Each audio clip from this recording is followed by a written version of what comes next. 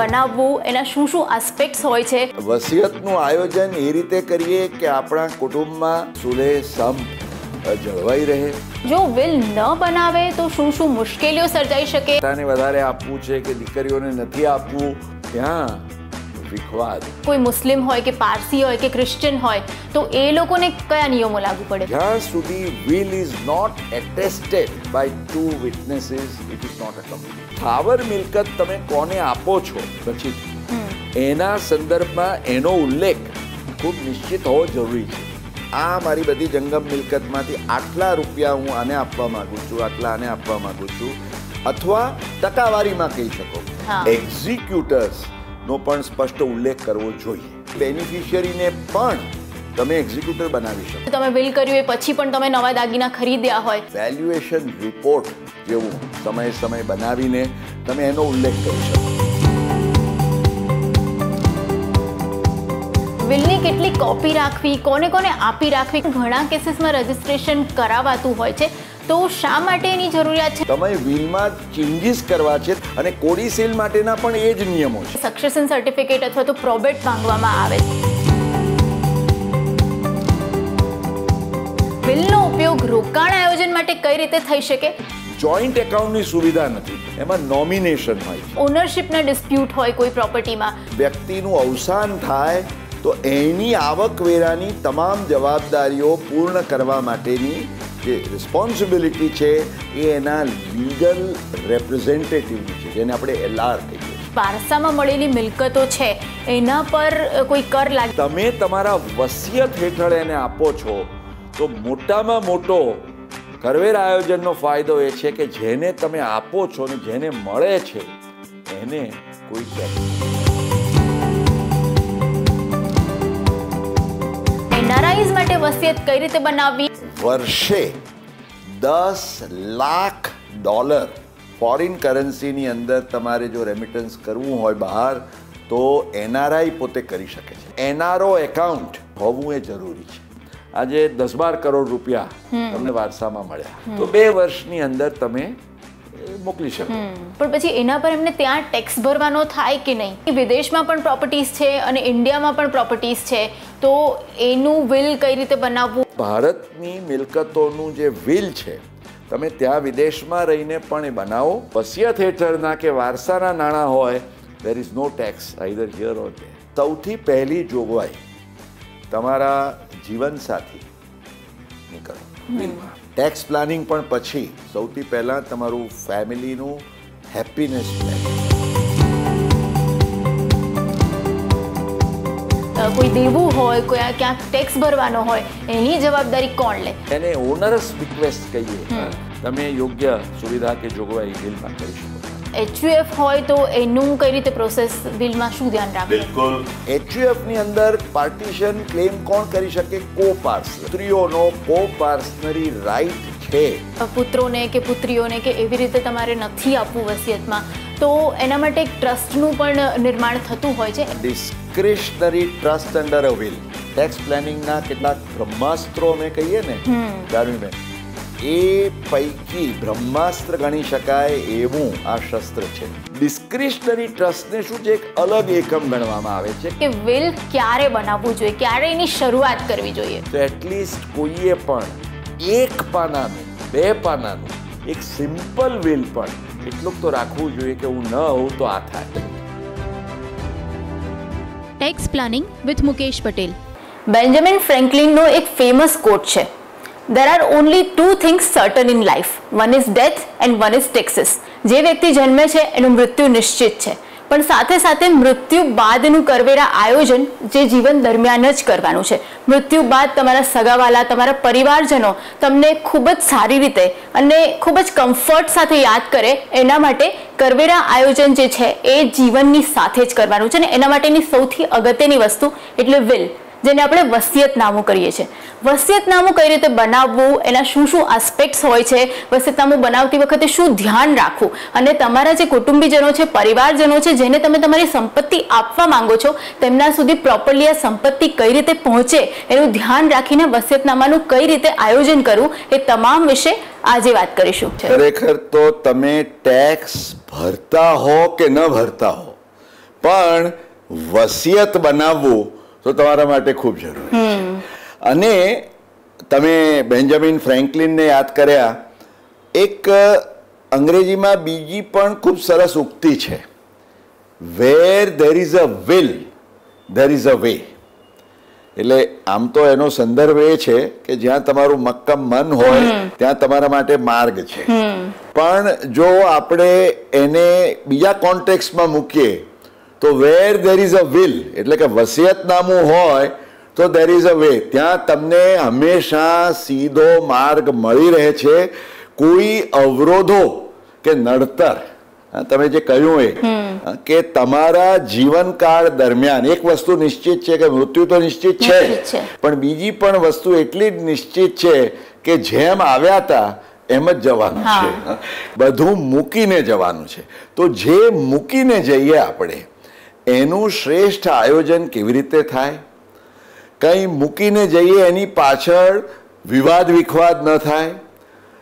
આપણે વસિયતનું આયોજન એ રીતે કરીએ કે આપણા કુટુંબમાં અને આપણા જે નજીકના સગા સંબંધી જેને આપણે કંઈ આપવું છે પ્રેમથી ભાવનાથી, તો એમની વચ્ચે સુલેહ સંપ જળવાઈ રહે અને સમજદારીપૂર્વક તમે આયોજન કરી શકો. અને મુકેશભાઈ, સૌથી મોટું તો એ છે કે વિલ આટલું બધું ફેમસ અને બધા જાણે છે કે એ જરૂરી છે, છતાં ઘણા બધા લોકો વિલ નથી બનાવતા. લગભગ મોટા ભાગના લોકો વિલ નથી બનાવતા. મુકેશભાઈ, મારો પ્રશ્ન એ હતો કે વસિયતનામું ન બનાવ્યું હોય તો કેવા પ્રકારના પ્રશ્નો ઉદ્ભવી શકે? દર્શક મિત્રો, ખ્યાલમાં રાખશો કે જો તમે તમારું વસિયતનામું ન બનાવ્યું હોય તો તમારા અવસાન બાદ તમારી જે મિલકતો છે એની વહેંચણી તમારા વારસદારો વચ્ચે, જેને ઇન્ટેસ્ટેટ સક્સેશનનો લો કહેવાય છે. એટલે કે કોઈ પણ વ્યક્તિ જો વિલ મૂકીને જાય તો એની મિલકતોની વહેંચણી એના વસિયતનામા કે વિલની જોગવાઈઓ અનુસાર થાય.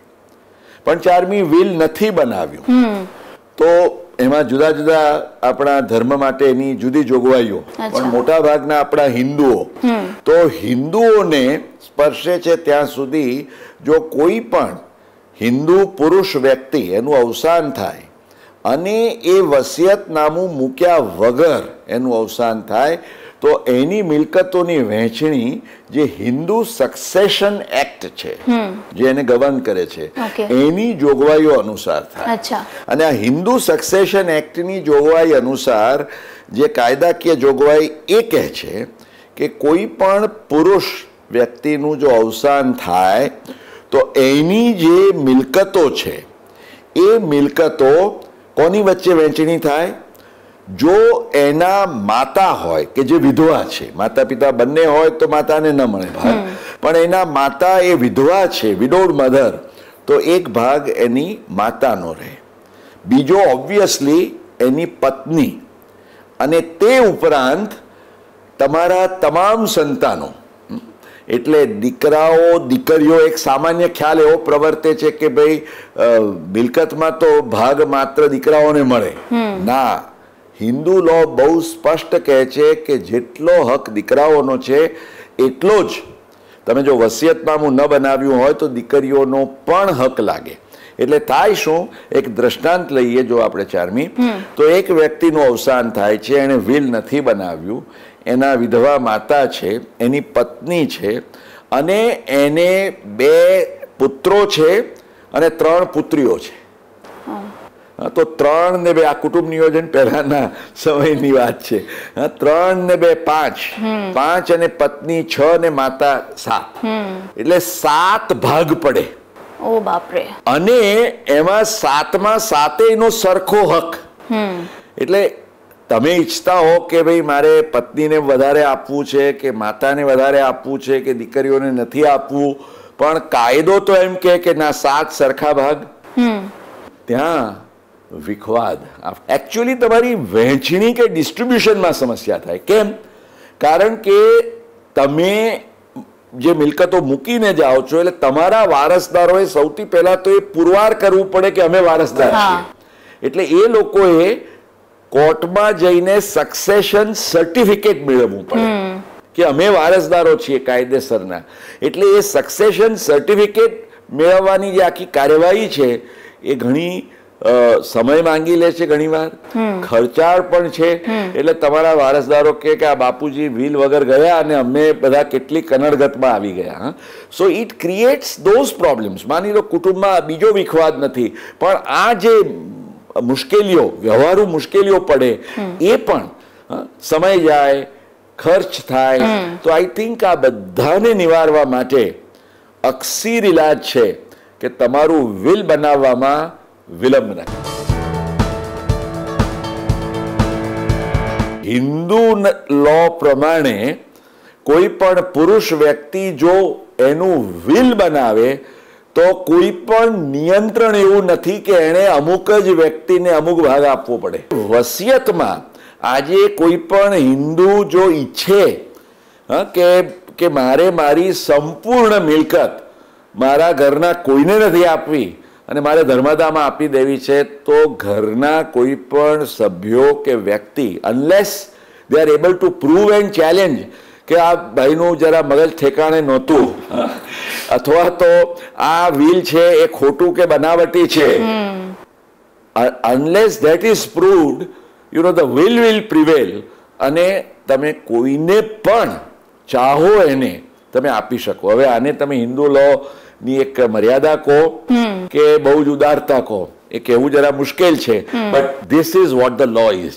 હવે પારસી કે ક્રિશ્ચિયન માટે ઇન્ડિયન સક્સેશન એક્ટની જોગવાઈઓ છે. આપણે ત્યાં જે ભારતીય વારસાધારો કહીએ છીએ અને એમાં પણ તમારા એર્સ, લીગલ એર્સની કેટેગરી વાઇઝ, ઇનફેક્ટ હિન્દુ લોમાં પણ મેં સંક્ષિપ્ત રીતે સમજાવ્યું કે ભાઈ ક્લાસ 1ના એર સામે કયા.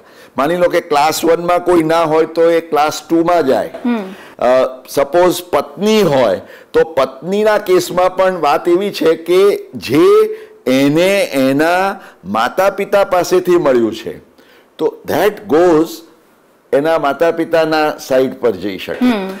એને ઓબ્વિયસલી એના હસબન્ડ દ્વારા કે લગ્ન પછી જે કંઈ એને મળ્યું હોય એ એના જે વારસદારો છે, એટલે કે એના પુત્રો, સંતાનો. આશ્ચર્યની વાત એ છે કે વારસાધારા હેઠળ પત્નીની મિલકતમાં પતિનો ઓટોમેટિક કોઈ ભાગ નથી. ક્રિશ્ચિયન્સ અને પારસીઝ માટે ઇન્ડિયન સક્સેશન એક્ટ અને મુસ્લિમ્સ માટે જે એમનો પર્સનલ મુસ્લિમ લો અથવા તો જેને મોહમ્મડન લો કહીએ છીએ, તો એ મોહમ્મડન લોના આધારે એમાં એક ઇન્ટરેસ્ટિંગ વાત ચારમી એ છે કે ખાલી 1/3 એટલે કોઈ પણ મુસ્લિમ હોય ને એ એની પોતાની એસ્ટેટનો ખાલી 1/3 ભાગ એને જ એ વસિયતમાં આપી શકે છે. એટલે 2/3 ભાગ તો એના વારસદારો જે છે એના પ્રમાણે જ જાય. એના જે વ્યક્તિગત કાયદા, એનો શિયા કે સુન્નીનો જે કાયદો હોય એ પ્રમાણે. અને જો એને વસિયતમાં બીજા કોઈને આપવો હોય તો એના માટે જે એના વારસદારો છે એની સંમતિ જોઈએ. પણ આ બધી જ કાયદાકીય જોગવાઈની સમસ્યાઓને જો તમારે નિવારવી હોય તો પર્ટિક્યુલરલી હિન્દુ લો હેઠળ તો ઇટ ઇઝ, અને પારસીઝ ને ક્રિશ્ચિયન્સ માટે ઇટ ઇઝ એક્સ્ટ્રીમલી બેનિફિશિયલ કે તમે એક તમારું સ્પષ્ટ વિલ કે વસિયતનામું બનાવ્યું હોય તો તમારી પાછળ કોઈ સમસ્યાઓ થાય નહીં. શું વસિયતનામું બનાવવું ખરેખર સરળ છે? શું હું જાતે બનાવી શકું? Thank you.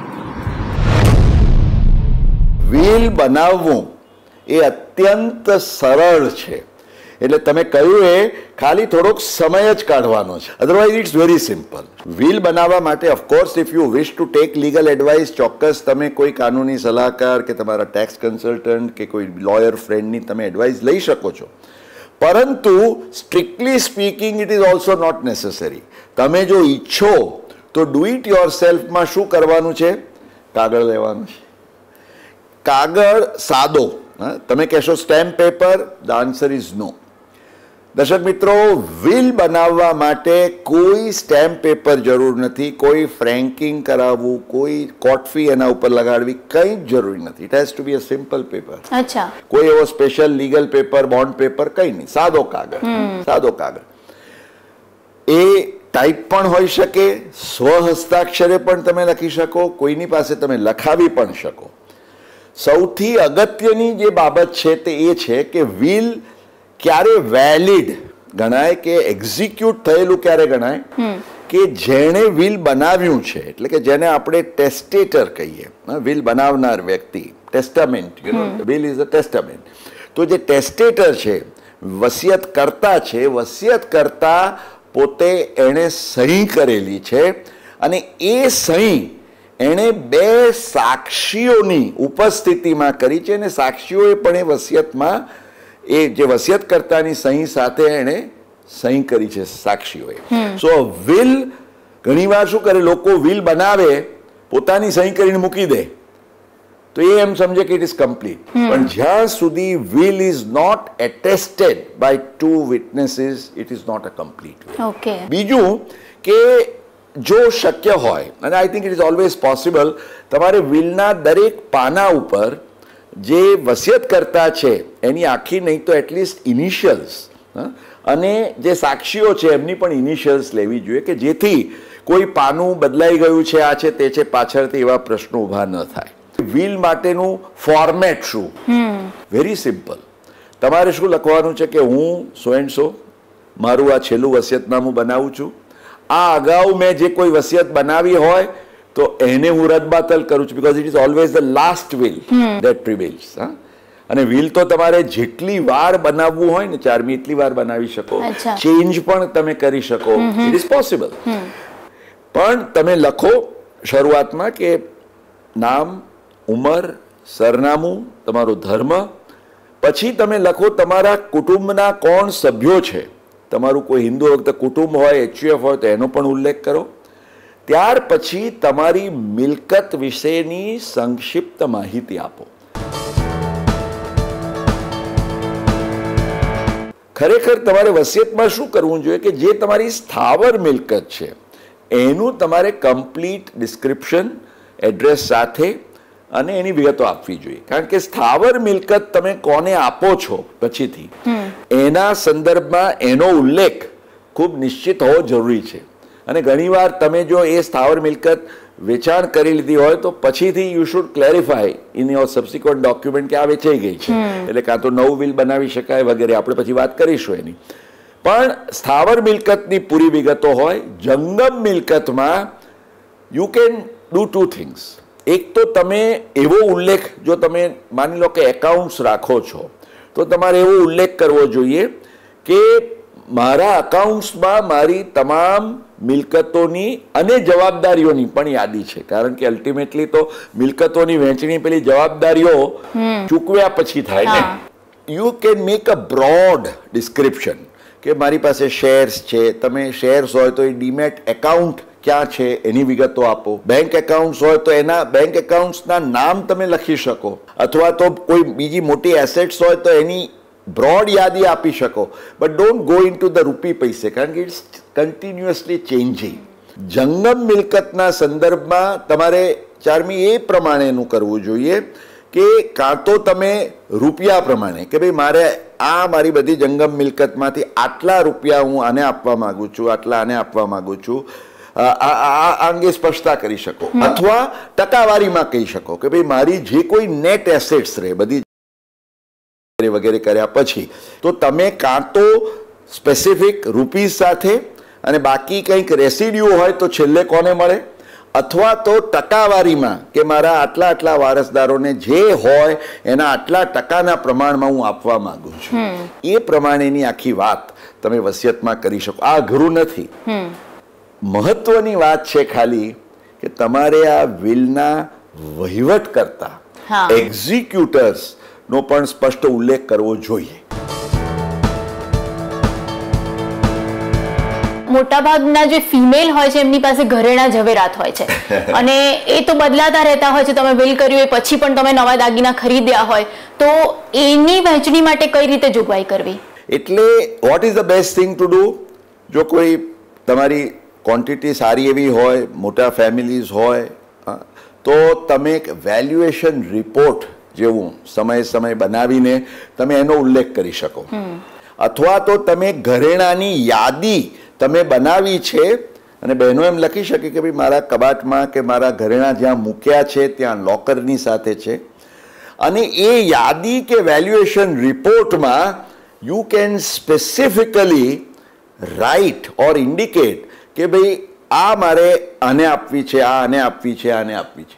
એમાં ફાયદો શું થાય કે બહેનોને એમનો મૂડ આ બદલાય, એમને ઠીક લાગે એ પ્રમાણે. જેમ પેલું હોય છે ને મ્યુચ્યુઅલ ફંડમાં બેલેન્સ્ડ એડવાન્ટેજ, કેટલું ડેટ કેટલી ઇક્વિટી એ તમે સમયે સમયે નક્કી કરો. એટલે સમયે સમયે ઘરેણા ઝવેરાત કોને વધારે કોને ઓછા પેન્સિલ એન્ટ્રીઓ માર્યા કરો.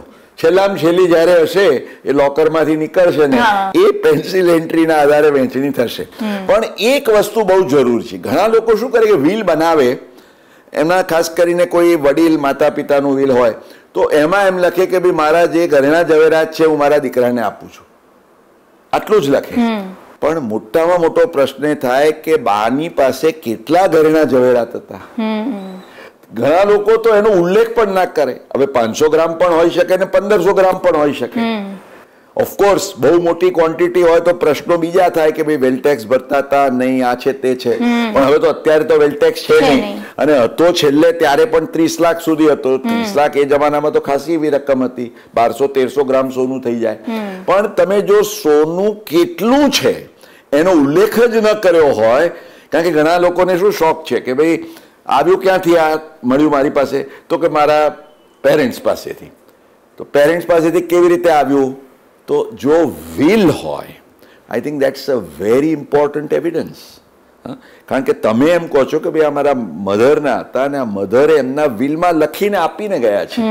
એટલે કાં તો મેં કહ્યું એમ વેલ્યુએશન રિપોર્ટ હોય અથવા યાદી હોય તો પણ એની સાથે તમે અંદાજે આટલા ગ્રામનું સોનું, આટલા કેરેટના હીરા કે એનો જો ઉલ્લેખ કર્યો હોય બ્રોડલી, અથવા તો એ યાદીની અંદર એની વિગતો આવતી હોય તો એ બહુ ઉપયોગી રહે. એટલે જો દર્શક મિત્રો તમારા વિલમાં ખાલી સોના ચાંદી ના ઝવેરાત કે વાસણો કે જે બી તમે કહેતા હો, if you have not given details, પછી એની ઓનરશિપ પાછળથી જસ્ટિફાય કરવી કે પ્રૂવ કરવી એ મુશ્કેલ પડે. મુકેશભાઈ, આપણે વિલ બનાવી લીધું, 2 સાક્ષીઓની સહી પણ લઈ લીધી, પણ હવે વિલ જે પણ વ્યક્તિ છે એના મૃત્યુ પછી પ્રોપરલી જે એણે બનાવ્યું છે એ પ્રમાણેની વહેંચણી થાય એ જોવાની જવાબદારી પણ કોઈને સોંપવી પડે. વસિયતનામા અંગે આપણે 2 પ્રશ્નો કરવા છે. એક, વસિયતનામા હેઠળ વહીવટીકર્તા અથવા તો એક્ઝિક્યુટરનું શું મહત્ત્વ છે? અને બીજો પ્રશ્ન છે, આવા વહીવટીકર્તા કે એક્ઝિક્યુટર તરીકે કોને નિમી શકાય? આભાર. એક્ઝિક્યુટર્સ હોવા જોઈએ કે નહીં, અને કોને રાખવા જોઈએ executor? C, these are very important issues. કારણ કે ઘણીવાર એવું બને છે કે વિલ હોય, વહેંચણી લખી છે, પણ તમે ક્યાંક કોણ જાય. આજે હું કહું કે ભાઈ હું ના હોઉં ત્યારે આ મિલકતોની વહેંચણી હું આને કરું છું, પણ એ વહેંચણી જે કરવાની બેંક પાસે જવું પડે, ક્યાંક પ્રોપર્ટી રેકોર્ડ્સ સમક્ષ જવું પડે, કોણ અરજી કોણ કરે? તો it is the responsibility of the executor, વહીવટ કરતા. હવે તમે વહીવટ કરતા જ ના નિમ્યો હોય, ગાડી ચલાવી છે પણ ગાડી ચલાવી હોય તો ડ્રાઈવર જોઈએ ને. એટલે જો વસિયત કે વિલ એ તમારી ગાડી છે તો એનો ડ્રાઈવર જે છે ઇઝ ધી એક્ઝિક્યુટર. એટલે માલિક તમે છો, પણ હવે જ્યારે ગાડી ચલાવવાનો વારો આવે ત્યારે માલિક તો હયાત નથી. તો તે વખતે જે ડ્રાઈવર છે એ કેટલો હોશિયાર છે, કેટલો કાબેલ છે, એના ઉપર ગાડી ચાલે. એમ દર્શક મિત્રો, તમારા વસિયત હેઠળ જે એક્ઝિક્યુટરની ભૂમિકા પણ ખૂબ મહત્વની છે. હવે શ્રેયસીબેનના પ્રશ્ન પર આવીએ કે એક્ઝિક્યુટર કોણ હોઈ શકે. સૌથી પહેલાં તો આપણે એ ખ્યાલમાં રાખવો જોઈએ કે 60 વર્ષની કોઈ વ્યક્તિ પોતાનું વિલ બનાવતી હોય અને એના કાકા માટે એને ખૂબ પ્રેમ કે આદર ભાવ હોય, પણ એની ઉંમર 85 વર્ષ હોય અને એને તમે તમારા વિલના એક્ઝિક્યુટર બનાવો તો કેવી પરિસ્થિતિ થાય? તમે ના હો એ પહેલાં તો એ ઉકળી ગયા હોય અને તમને ધ્યાન બહાર પણ જતું રહે કે મારે આ પાછા એક્ઝિક્યુટર બદલવાના. In fact what you should do is, શક્ય હોય ત્યાં સુધી એક્ઝિક્યુટર તમારી સમકક્ષ વયના અથવા તો મોટી વયના હોય પણ બિલકુલ સાબુત હોય એવા. અને આઈ વુડ સે, કારણ કે આજકાલ કોણ ક્યારે ઉકલે અને કોઈને ખબર નથી, તો the better thing is you can also write the name of an alternate executor. તમે કહી શકો કે ભાઈ આ એક્ઝિક્યુટર તરીકેની જવાબદારી હું આને સોંપું છું, પણ એ ન હોય તો એના બદલે એના સ્થાને સો and so will be the executor. તો તે વખતે કોઈ પ્રશ્ન નડે નહીં, કારણ કે નહીં તો તમે એ એક્ઝિક્યુટરની બિનહયાતીમાં બીજું કોણ હોય પ્રોબ્લેમ.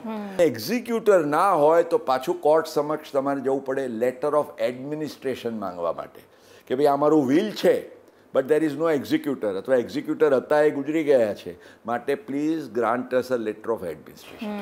તો આ પરિસ્થિતિ ઊભી ન થાય એ જરૂરી છે. ઓકે, પણ મુકેશભાઈ, કોઈ ફેમિલી મેમ્બરમાંથી જ કોઈને એક્ઝિક્યુટર બનાવી શકાય કે પછી બહારની જ કોઈ વ્યક્તિ હોવી જોઈએ? બિલકુલ બનાવી શકાય.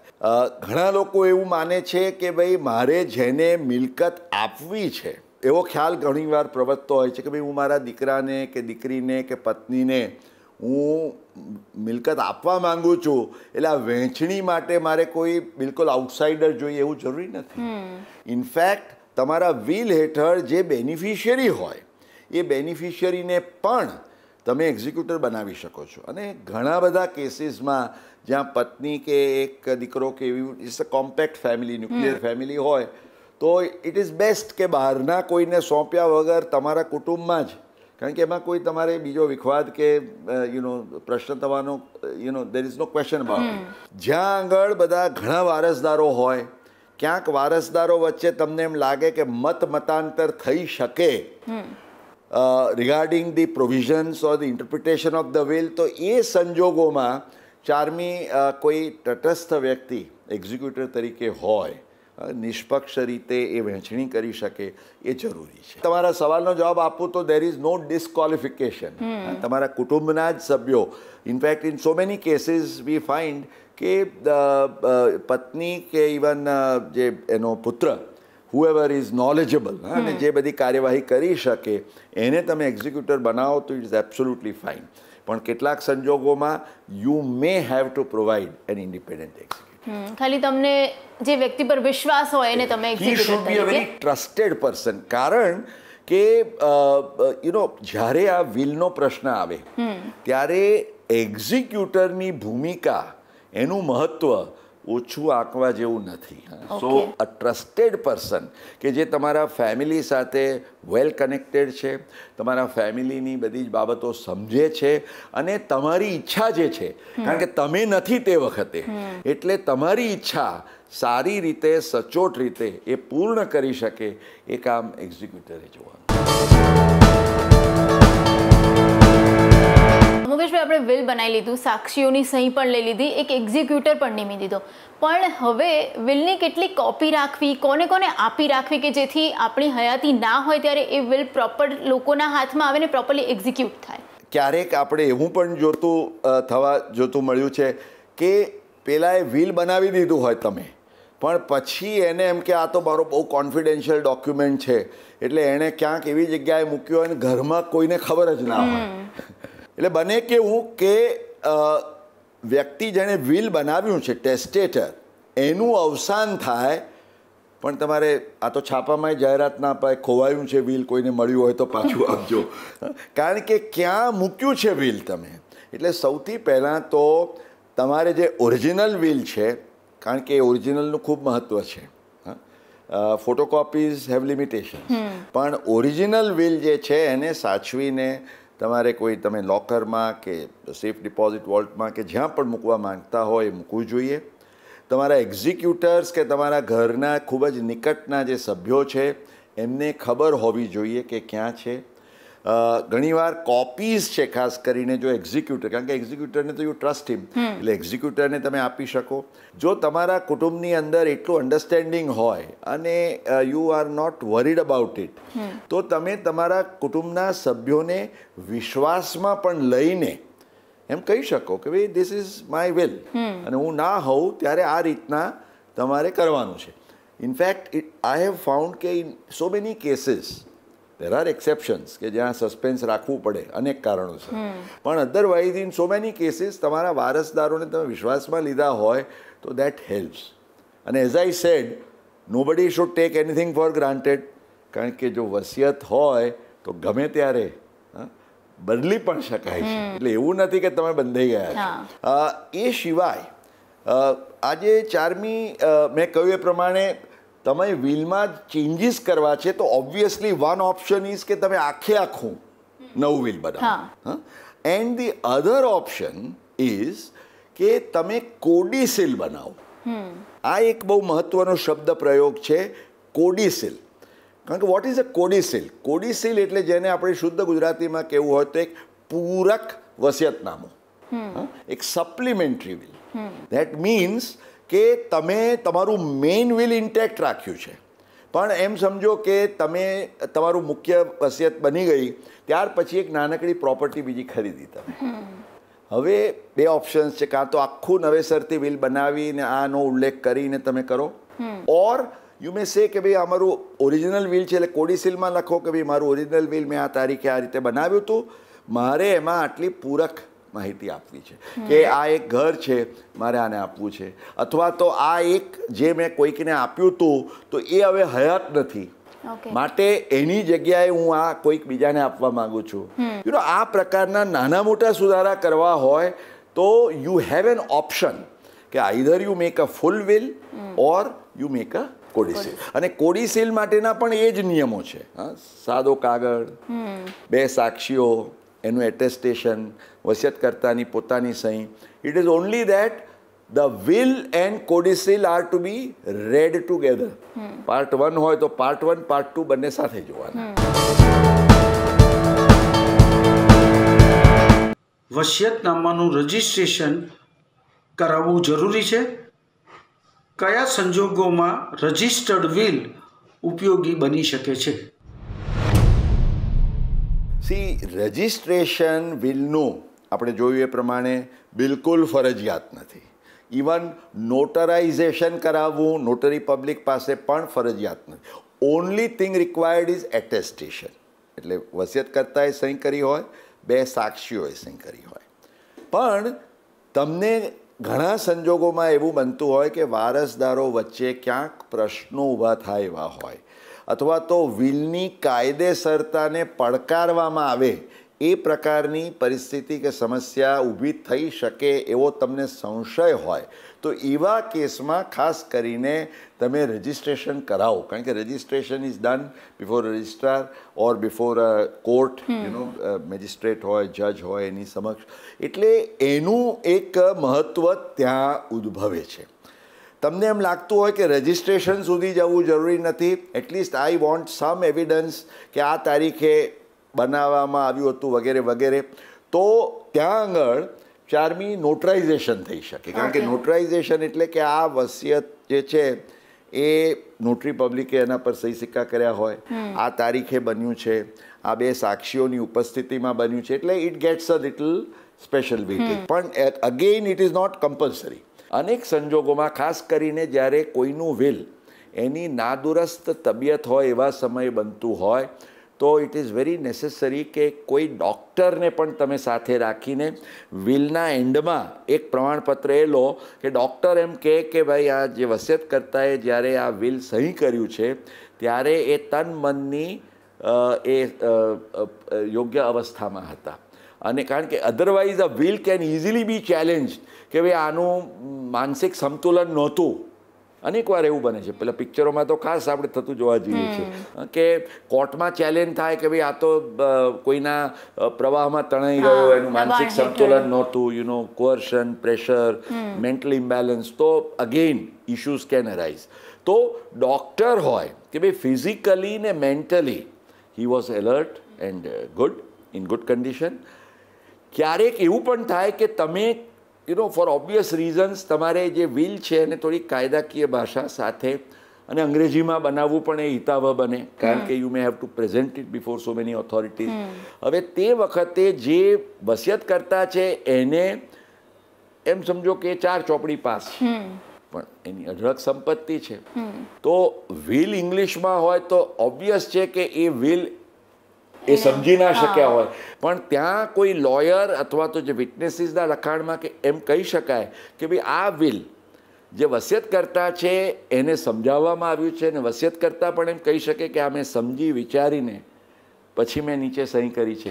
તો આ જે કેટલીક વ્યવહારુ બાબતો છે, doctor, lawyer, you know the યોગ્ય એના જે આપણે રિસાઇટલ્સ કહીએ, ખાસ કરીને જ્યાં મોટી સંપત્તિ હોય, જ્યાં વારસદારો વચ્ચે ક્યાંક નાજુક પરિસ્થિતિઓ ઉપસ્થિત થવાના યુ નો પોસિબલ ચાન્સીસ હોય, તો આ બધી સિચ્યુએશન્સમાં જો આ કાળજી લેવામાં આવે. મુકેશભાઈ, રજિસ્ટર્ડ વિલ કરાવડાવીએ અને પાછળથી જો વિલ બદલવું પડે તો એને ફરીથી રજિસ્ટ્રેશન કરાવવાની જરૂર પડે ખરી? બિલકુલ બિલકુલ.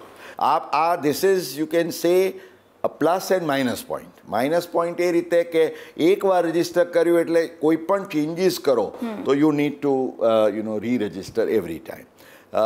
શા માટે? કારણ કે નહીં તો શું થાય કે એક રજિસ્ટર્ડ વિલ હોય અને પછી એના 5 દિવસ પછી કોઈ બીજું વિલ ઊભું કરી દે અને કે ના ના આ છેલ્લું વિલ છે, આ તારીખ પછીનું. જનરલી ધ લો ઇઝ કે જે લાસ્ટ વિલ હોય પ્રિવેલ કરે, પણ જો રજિસ્ટર્ડ હોય તો દેન ઇટ ઇઝ એક્સપેક્ટેડ કે the new will also, if the old was registered the new must be registered. એટલે આ એક તકેદારી લેવી જોઈએ.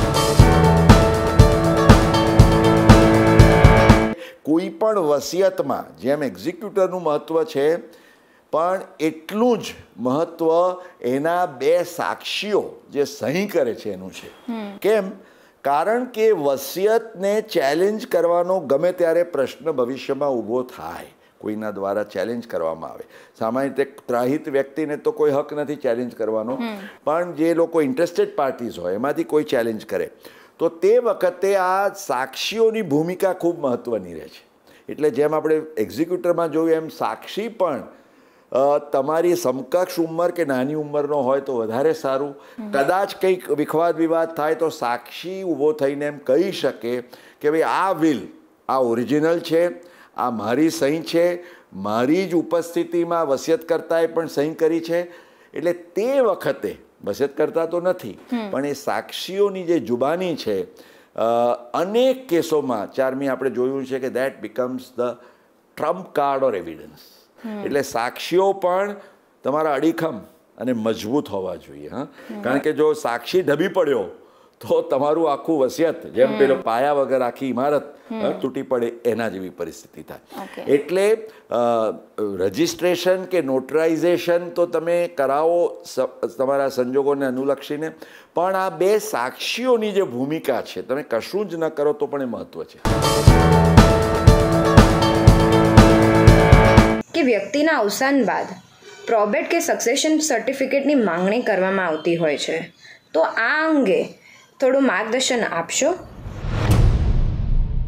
યુ સી, એક શબ્દ પ્રયોગ છે પ્રોબેટ, બીજો એક શબ્દ પ્રયોગ છે સક્સેશન સર્ટિફિકેટ, ત્રીજો એક શબ્દ પ્રયોગ છે લેટર ઓફ એડમિનિસ્ટ્રેશન, અને ચોથો એક શબ્દ પ્રયોગ છે લીગલ એરનું સર્ટિફિકેટ, અથવા જેને આપણે વારસાઈનું પ્રમાણપત્ર કહીએ.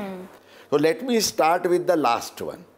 આ લીગલ એરનું સર્ટિફિકેટ અથવા વારસાઈનું જે પ્રમાણપત્ર છે એ તમારી પાસે વિલ હોય કે ન હોય તો પણ તમારા ઘરમાં તમારું મ્યુનિસિપલ ટેક્સ છે, પછી તમારું ઇલેક્ટ્રિકનું કનેક્શન છે, તમારું અદાણી ગેસનું કનેક્શન છે, પાણીનું જે હોય, હવે આ બધી જગ્યાએ તમારા નામ હોય, ક્યાંક ને ક્યાંક ચેન્જીસ કરાવવાના હોય નાના મોટા, કોઈ પ્રોપર્ટી હોય એની અંદર, તો તમે ત્યાં ચેન્જ કરાવવા જાઓ એટલે પહેલાં કહે કે તમે અરજી આપો કે બાપુજી ગુજરી ગયા છે તો મારું નામ દાખલ કર્યું, પછી ઊભા રહો, વારસાઈનું લઈ આવો સર્ટિફિકેટ. બેંકો હોય એ એમ કે તમને કે વારસાઈનું સર્ટિફિકેટ લાવો.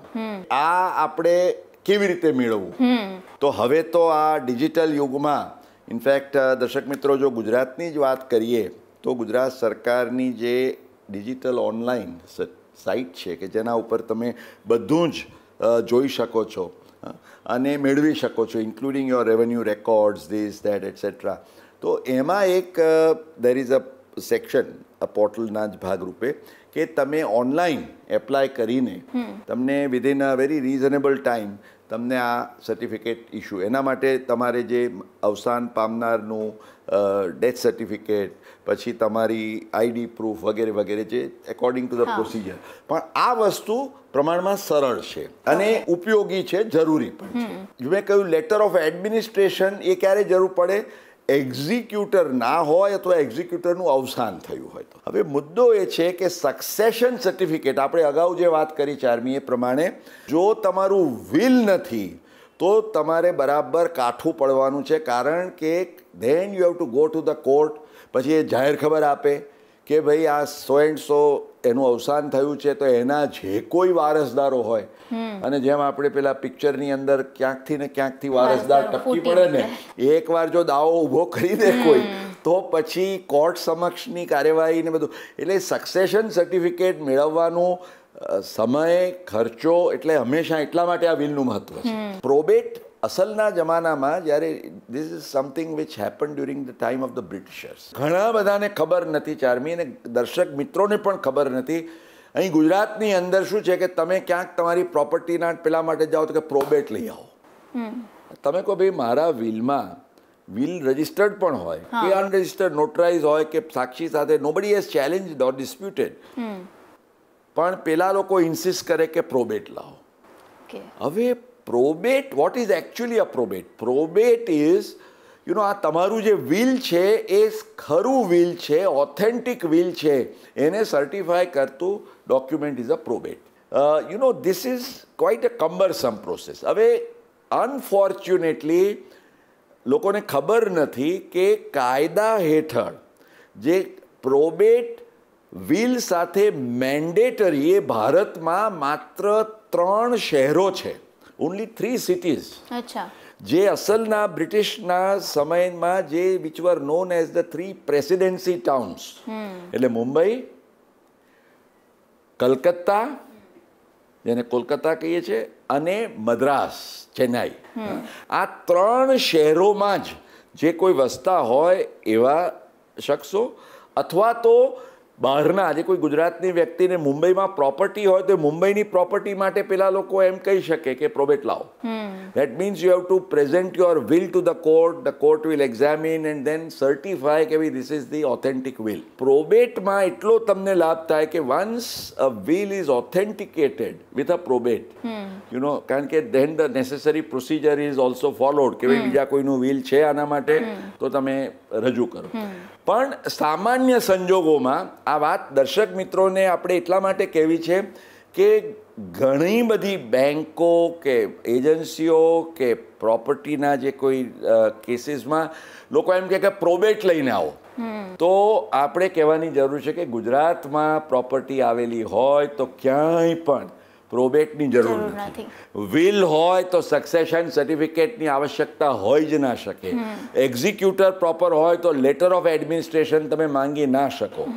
એટ ધી મોસ્ટ તમે જે લીગલ એરનું સર્ટિફિકેટ છે જે મેળવવું, ચારમી મેં કહ્યું એ ખૂબ સરળ છે, સહેલું છે. તમે કીધું કે સક્સેશન સર્ટિફિકેટ છે કે લીગલ એર સર્ટિફિકેટ છે, જો એ બધી મુશ્કેલીઓમાં ના પડવું હોય તો જીવનકાળ દરમિયાન વ્યક્તિએ શું શું ધ્યાન રાખવું જોઈએ?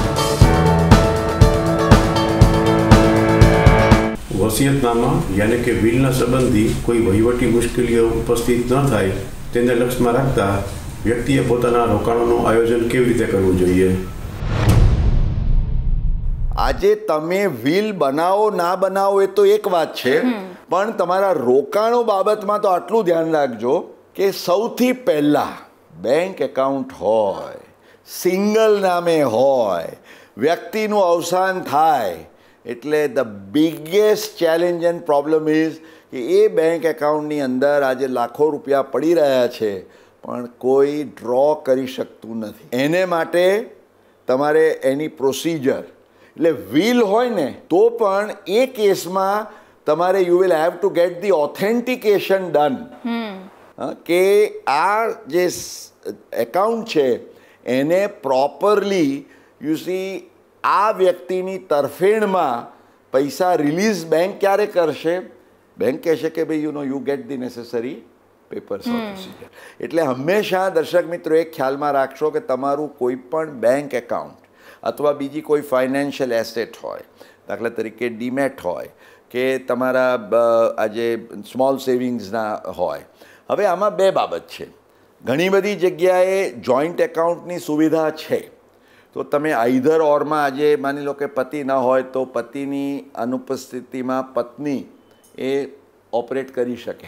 Either or is important. ઘણા લોકો શું કરે, જોઈન્ટલીનું રાખે, તો ત્યાં આગળ અઘરું પડે થોડું. એટલે આઈધર ઓર સર્વાઈવર, એટલા માટે એને આઈધર ઓર સર્વાઈવર કહે છે. તમે જોઈન્ટ નામો રાખવાની તમારી પાસે સુવિધા છે, ત્યાં તમે જોઈન્ટમાં નામ રાખશો. હવે આમાં એક ખ્યાલમાં રાખવાની વાત છે કે જોઈન્ટ હોલ્ડર છે એટલે એ ઓટોમેટિક માલિક નથી થઈ જતો. Charmi, this is very important. ઘણા લોકો એમ સમજે કે મારું નામ જોઈન્ટ હોલ્ડર તરીકે, કે હું હવે સમજાવીશ, નોમિનેશનમાં છે તો હું એ એસેટનો માલિક થઈ જાઉં છું. એવું નથી. કારણ કે જે જોઈન્ટ હોલ્ડર કે નોમિની છે એની જવાબદારી અથવા એનો હક શું છે કે એને એ પૈસા એ ડ્રો કરી શકે, મેળવી શકે, પણ then the person is accountable to the estate.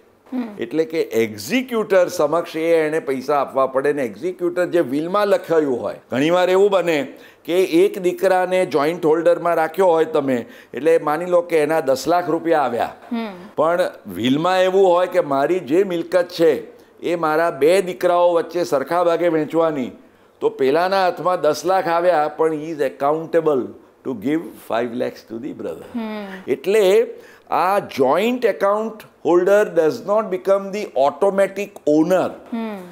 એટલે ઘણા લોકો એમ સમજે કે હવે મારે વિલની ક્યાં જરૂર છે, મેં બધે જોઈન્ટ નામો રાખ્યા છે. પણ જોઈન્ટ નામો does not give you the ownership, it only gives you the facility કે તમે ઉપાડી શકો.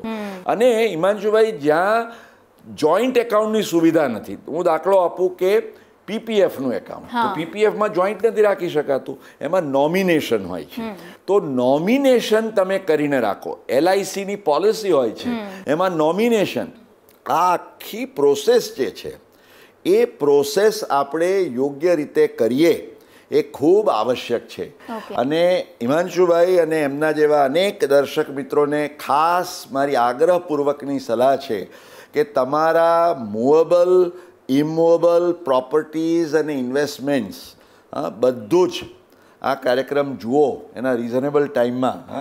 એ સંદેશ આપણે આપીશું કે ચેકઅપ કરી લો, ક્યાંય કંઈ મિસ તો નથી થયું. અને એનાથી આગળ જઈને મેં કહ્યું એમ ચાર્મી, તમે જે જાણો છો એ માત્ર તમારી જ જાણકારીમાં ન રહે.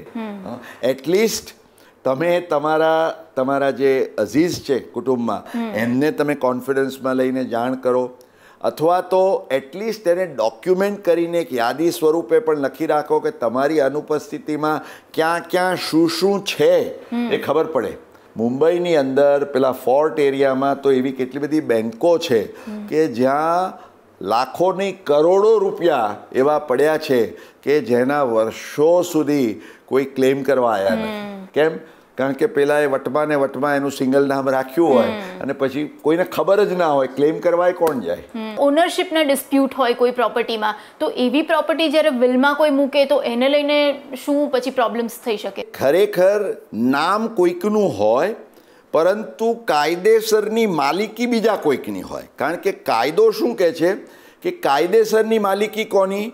જેનું રોકાણ હોય, જેણે પૈસા એમાં રોક્યા હોય. દાખલા તરીકે કોઈ વ્યક્તિએ પોતાના પત્નીના નામે મકાન ખરીદ્યું છે, એટલે મકાન જે છે એમાં નામ પત્નીનું છે, પૈસા કોના છે? એના પતિના છે. હવે મુદ્દો એ થાય કે આ અંગે કોણે વિલ કરવું જોઈએ? તો બહુ જ મહત્વનો મુદ્દો છે. કારણ કે માની લો કે ભાઈ પોતાના વિલમાં કશું લખે નહીં અને પત્ની છે એ લખે કે આ મારા નામની મિલકત છે, આને આપી દો, અને કાલે ઉઠીને કોઈ વારસદાર અથવા તો કોઈ ઓથોરિટી જો એમ કહે કે ભાઈ ઉભા રહો, આ તો પણ જેના નામની છે તો એની માલિકીની મિલકત જ નથી. એટલે એવા કેસમાં જરૂરી એ છે ચાર્મી કે then you should make a mention, કે પતિ હોય એના વિલમાં લખે કે ભાઈ આ જે મિલકત છે એમાં નામ મારી પત્નીનું છે અથવા પત્નીની સાથે મારું સંયુક્ત નામ છે, પણ નાણાં મેં રોક્યા છે, એટલે સમગ્ર મિલકતનો યુ સી વિલ હેઠળ ડિસ્પોઝિશન કરવાનો રાઈટ મારો છે. એટલે પત્નીને હક નથી મળતો, પત્નીનું નામ છે. બીકોઝ જોઈન્ટ હોલ્ડર જેવી રીતે આપણે જોયું ને કે જોઈન્ટ હોલ્ડર કે નોમિનેશનનો ઓટોમેટિક હક નથી થતો અંડર ધ વિલ, એવી રીતે લાઈફ ટાઈમમાં પણ જે જોઈન્ટ હોલ્ડર હોય એનો માલિકી હક નથી બનતો. It is only for sake of convenience, કે nomination is for sake of convenience. એટલે આ બાબત ખૂબ જરૂરી છે કે તમે જેને આપવા માંગો છો કે જેની મિલકત છે એ જણાવે છે કે આ હું આને આપું છું, તે વખતે ખરેખર જે માલિકી હક કોનો છે એ જોવું જોઈએ. એટલે આ કેસમાં બેસ્ટ થિંગ ઇઝ પતિ એમ કે ભાઈ આ મિલકત છે મારા નાણાંથી પત્નીના નામે ખરીદાય છે, હું ઈચ્છું છું કે આને મળે. પત્ની પણ એના વિલમાં એમ કહી શકે કે આ જે મિલકત છે એ મારા નામે છે, મારા એટલે પતિના વિલ પ્રમાણે એનો ડિસ્ટ્રીબ્યુશન કે વહીવટ થાય. મારો પ્રશ્ન એ છે કે વ્યક્તિના અવસાન બાદ તેનું આવકવેરા રિટર્ન ભરવા સંબંધી શું કાર્યવાહી કરવી જોઈએ? એવું તો બને નહીં કે બરાબર પેલો 1 એપ્રિલે જ એનું અવસાન થાય એટલે આખું વર્ષ પતી ગયું ને પછી, અને ઇનફેક્ટ જે દિવસે રિટર્ન ભરવાનું હોય ત્યારે હયાત ના હોય. વર્ષ દરમિયાન એ અમુક સમય માટે હયાત હોય ને અમુક સમય માટે હયાત ન હોય. એટલે ચાર્મી અનેક પ્રકારના વ્યવહારુ પ્રશ્નો થાય. સૌ પ્રથમ તો આવકવેરાના કાયદા હેઠળ જો આપણે જોઈએ તો આવકવેરાના કાયદાની કલમ 159 સેક્શન 159 સ્ટેટ્સ કે કોઈ પણ આજે વ્યક્તિનું અવસાન થાય તો એની આવકવેરાની તમામ જવાબદારીઓ પૂર્ણ કરવા માટેની જે રિસ્પોન્સિબિલિટી છે એ એના લીગલ રેપ્રેઝેન્ટેટિવની છે, જેને આપણે LR કહીએ છીએ. એટલે હંમેશા તમારે આ ખ્યાલમાં રાખવું જોઈએ કે કોઈ પણ વ્યક્તિનું અવસાન થાય તો આમાં શું થાય કે અવસાનની તારીખ સુધી તો એની પોતાની આવક હોય જ. એટલે અવસાનની તારીખ સુધી માની લો કે અત્યારે આપણું નાણાકીય વર્ષ છે 2021-22 અને કોઈનું 15મી જુલાઈએ અવસાન થયું, તો 1 એપ્રિલથી 15મી જુલાઈના સમયગાળા માટે એની જે વ્યક્તિની જે કંઈ આવકો છે એ આવકોનું એક અલગ રિટર્ન ભરાય. એનું એક અલગ રિટર્ન ભરાય અને એ રિટર્નના સંદર્ભમાં એના અવસાનની તારીખ સુધીની આવક દર્શાવીને તમે એની જે કોઈ ટેક્સની ક્રેડિટ 26 AS તે વગેરે તમે કરી શકો. અવસાન પછીની તારીખ છે એમાં જે રિટર્ન ભરાય એ લેટ સો એન્ડ સો, કારણ કે વ્યક્તિનું અવસાન થઈ ગયેલું છે અને ત્યાર પછી જ્યાં સુધી તમે હજી નાણાંનો વહીવટ કરો છો ત્યાં સુધીના સમયગાળા માટેની આવક ઉદ્ભવે છે. હવે એમાં દેર કેન બી 2 સિનેરિયોઝ, 2 પરિસ્થિતિઓ હોઈ શકે. જો if the income is quite simple, એનો વહીવટ કોમ્પ્લિકેટેડ ના હોય અને થોડાક સમયની અંદર જ એ બધું જો એડમિનિસ્ટર થઈ જવાનું હોય તો એ પછીના સમયગાળા માટે પણ તમે ડિસીઝડ એટલે કે મરનાર વ્યક્તિના નામથી અને લીગલ એર એની સહી કરે અને જે 26 ASની અંદર એની TDS ક્રેડિટ વગેરે બધું હોય એ સાથે એ પોતે કરે. એટલે that can be done. That's one of the very practical things. પણ ઘણીવાર કેવું બને ચાર્મી કે મોટું કુટુંબ હોય ને ઘણી બધી એની માલિકીની મિલકતો એસ્ટેટ જેવું હોય, which is going to take some time. ક્યારેક તો 2-4 વર્ષ પણ નીકળી જાય એ બધું ટ્રાન્સફર થતા છે તે છે. તો એવા કેસમાં ઇટ મે બી બેટર કે તમે you take a separate PAN permanent account number in the case of the estate of the deceased. એટલે જે મરનાર શખ્સ છે, વ્યક્તિ છે, એના એસ્ટેટ માટે અને executors then take responsibility for signing etcetera. આ બંનેમાં તમે આવકવેરા ખાતાની જે ફાઇલિંગ વેબસાઇટ ઉપર એની ગાઈડલાઇન્સ ને માર્ગદર્શન તમને મળી રહે છે. એટલે you have two follow that procedure and do it. કારણ કે અને બીજું એક બહુ વ્યવહારુ બાબત છે, નાનકડી વાત છે પણ ચાર્મી કહું, હજી હમણાં જ થોડાક સમય પહેલાં એક સમસ્યા એવી આવી કે એક ભાઈનું અવસાન થયું અને એના વારસદારો કે ભાઈ બધું આટો પીલો એમાં ફટાફટ કરીને બધું બંધ કરવામાં એનું ખાતું પણ બધા જ ખાતા બંધ કરી દીધા બેંકના. થયું એવું કે એનું રિટર્ન ભરાયું અને ₹1.25 લાખ રિફંડ. હવે એ રિફંડ જમા ક્યાં કરવું? કારણ કે રિફંડ જે છે XYZ ના નામથી હોય, સ્પેસિફિક બેંક એકાઉન્ટના આઈડેન્ટિફિકેશન સાથે હોય, મોટી સમસ્યા. ઓફકોર્સ એનો ઉકેલ કાઢવા માટે એમણે આવકવેરા ખાતા પાસે જવું પડે, સમજાવવું પડે, એ લીગલ એર તરીકેનું જુદું આઈડી લઈને પછી એના નામે આખું રિફંડ, પણ ઇટ્સ અ બિગ ટાસ્ક. એટલે ખ્યાલમાં શું રાખવું જોઈએ કે આવું એક જોઈન્ટ એકાઉન્ટ હોય ને તો શક્ય હોય તો ટ્રાય ટુ કીપ ઇટ, કે જ્યાં આવી નાની મોટી ડેબિટ્સ ક્રેડિટ્સ હોય ક્યાંક તો એને માટે એ ઉપયોગી. કે વ્યક્તિના અવસાન બાદ તેના વારસદારને અથવા વિલ હેઠળના બેનિફિશિયરીને મળતી રકમ આવકવેરાને પાત્ર ગણાય? કોઈને વારસામાં ₹2 કરોડ મળે છે, એને ડર શું હોય? સાલા 2 કરોડ ઉપર જો ઇન્કમ ટેક્સ લઈ લેશે તો શું? કારણ કે આવકવેરાના કાયદાની કલમ 56 હેઠળ જે ઇન્કમ ફ્રોમ અધર સોર્સિસ, સામાન્ય નિયમ પ્રમાણે તો તમને આવી રીતે કોઈ રકમ મળે તો એની ટેક્સની લાયબિલિટી લખાયેલી છે. પણ ફોર્ચ્યુનેટલી જે આપણે પેલા બક્ષિસને લગતા આપણા એપિસોડ્સમાં ડિસ્કસ કરતા હોઈએ છીએ કે જે કેટલીક એક્ઝમ્પ્ટ ગિફ્ટ્સ છે, તો એ જે એક્ઝમ્પ્ટ ગિફ્ટ્સની યાદીમાં તમને વારસામાં કે વસિયત હેઠળ, એમાં ફોર્ચ્યુનેટલી આવકવેરા કાયદો એમ કહે છે કે વસિયત હોય તો વસિયતથી, અને વસિયત વગર તમને ઇન્ટેસ્ટેટ પણ મળ્યું હોય, વારસાગત મળ્યું હોય તો પણ એના ઉપર કોઈ ટેક્સ નથી. એટલે સૌ પ્રથમ તો કલાપીજી તમારે આમાં ટેક્સની કોઈ ચિંતા કરવાનું કારણ નથી. પણ જ્યાં આગળ મેં કહ્યું એ પ્રમાણે તમને કંઈક વસિયત હેઠળ મળ્યું હોય તો એનો પુરાવો રાખવો ખૂબ આવશ્યક છે. આપણે આગળ જોયું ઘરેણા ઝવેરાત, કોઈ એમ કહે કે ભાઈ મને આ મારા દાદી પાસેથી ઘરેણા ઝવેરાત મળ્યા, પણ એટલું કહેવાથી પૂરું નથી થતું. You will need to give supporting evidence.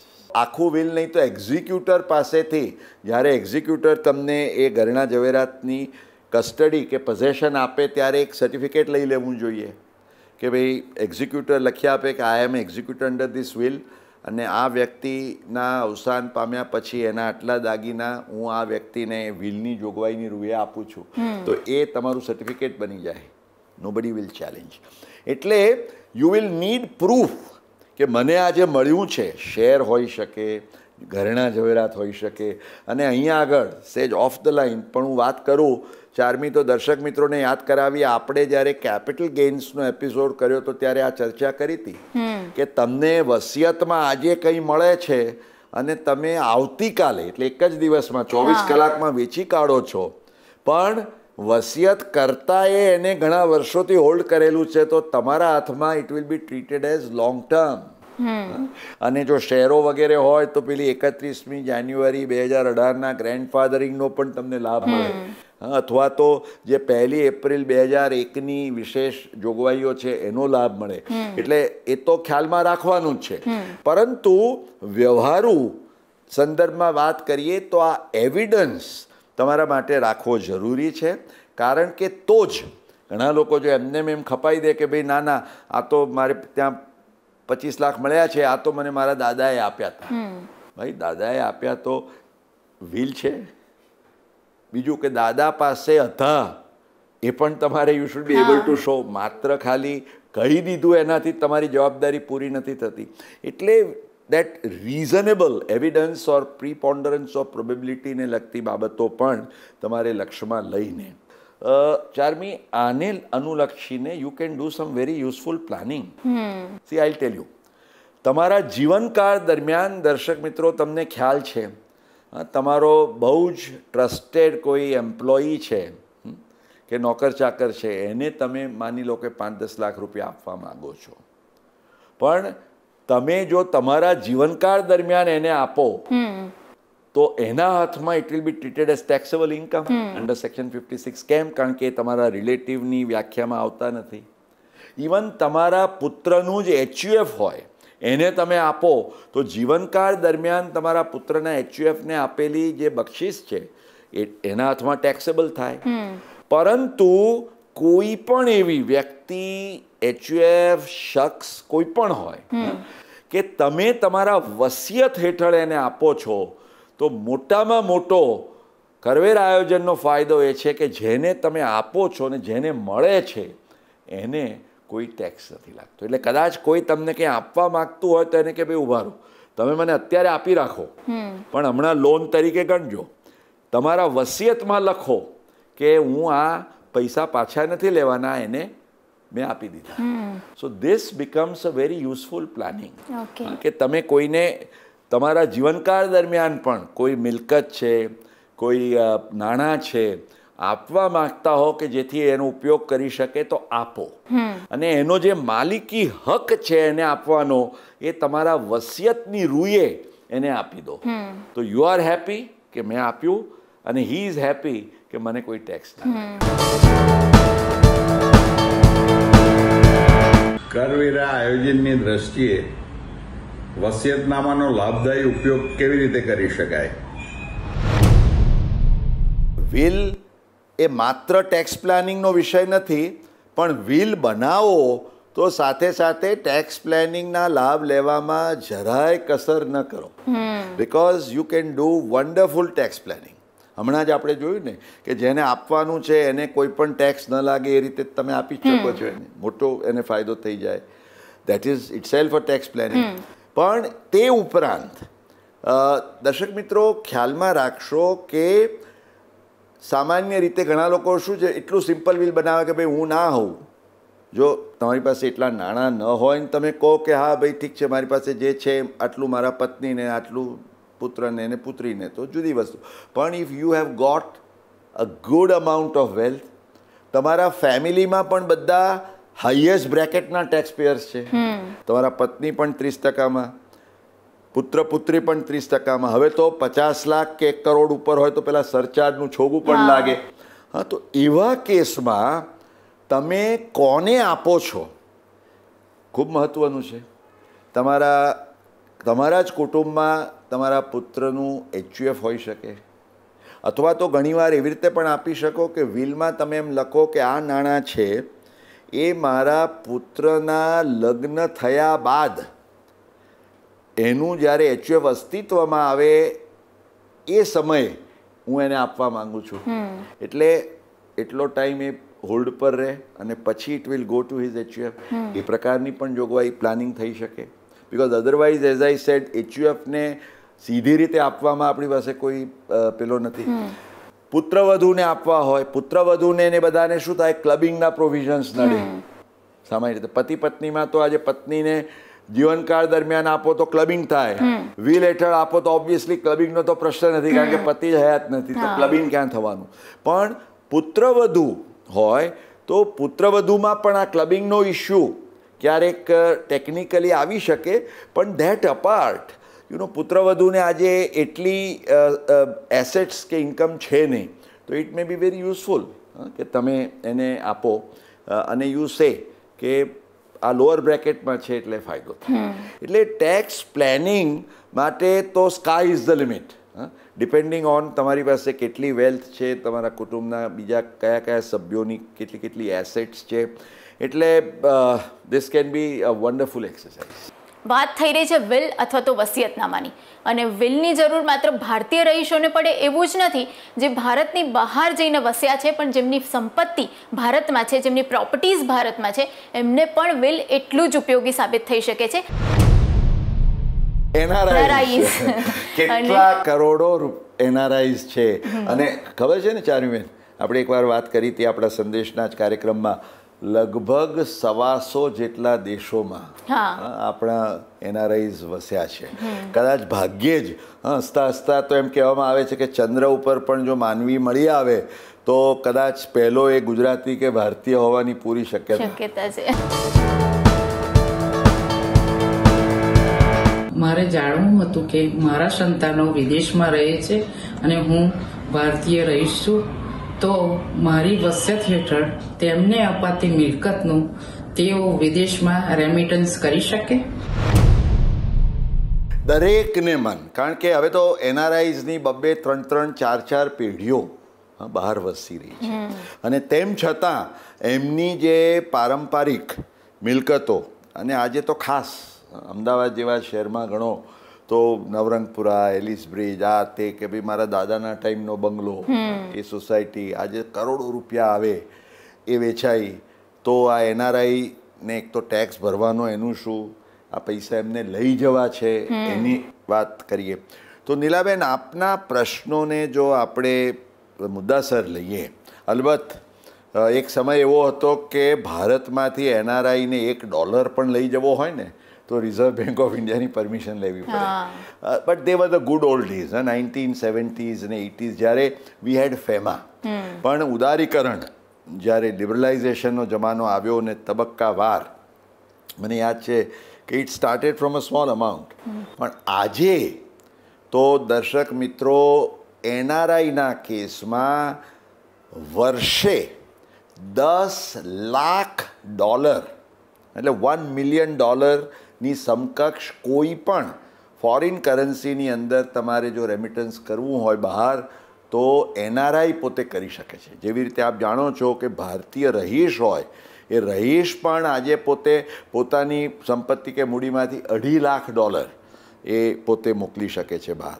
પણ એનઆરઆઈઝના કેસમાં તો જો તમારી પાસે એ નાણાં હોય, એટલે ઘણીવાર એવું બને, જેમ બેને સવાલ કર્યો કે આજે માતા પિતા છે ત્યાં રહે છે, એમણે અહીંયા એમની મિલકતો વારસાની અંદર મૂકી, મકાનો જમીનો વેચાયા, શેર્સ છે એનો વહીવટ થયો, એ પૈસા સંતાનોએ ત્યાં લઈ જવા છે, તો કેવી રીતે લઈ જાય? તો સૌથી પહેલાં તો દર્શક મિત્રો આ $1 મિલિયન નો રૂલ ખ્યાલમાં રાખજો. એક સામાન્ય એવો પહેલાં ખ્યાલ હતો કે ભાઈ જો તમે એનઆરઈ એકાઉન્ટમાં બહારથી પૈસા લાવ્યા હોય તો જ બહાર લઈ જઈ શકો. હવે એ તો છે જ, પણ that is a rule of the good old days. હવે તો ભારતમાંની તમારી કોઈ પણ મિલકત કે મૂડી હોય, એને તમે રૂપિયામાં રૂપાંતર કરો. માત્ર આવશ્યક એ છે, ચારમી આપણે આપણા દર્શક મિત્રોને કહેવું જોઈએ કે એનઆરઆઈના કેસમાં જો તમારે વિદેશમાં નાણાં રેમિટ કરવા હોય તો એનઆરઓ એકાઉન્ટ, એટલે કે નોન રેઝિડન્ટ ઓર્ડિનરી એકાઉન્ટ હોવું એ જરૂરી છે. અને એના માટે તમે નવું ખોલાવો એ પણ જરૂરી નથી. જો તમારું જૂનું એકાઉન્ટ હોય, જે ઓર્ડિનરી સેવિંગ એકાઉન્ટ હતું, એને તમે નામાભિધાન કરીને you can call it as a non resident ordinary account by informing the bank કે હું નોન રેઝિડન્ટ છું.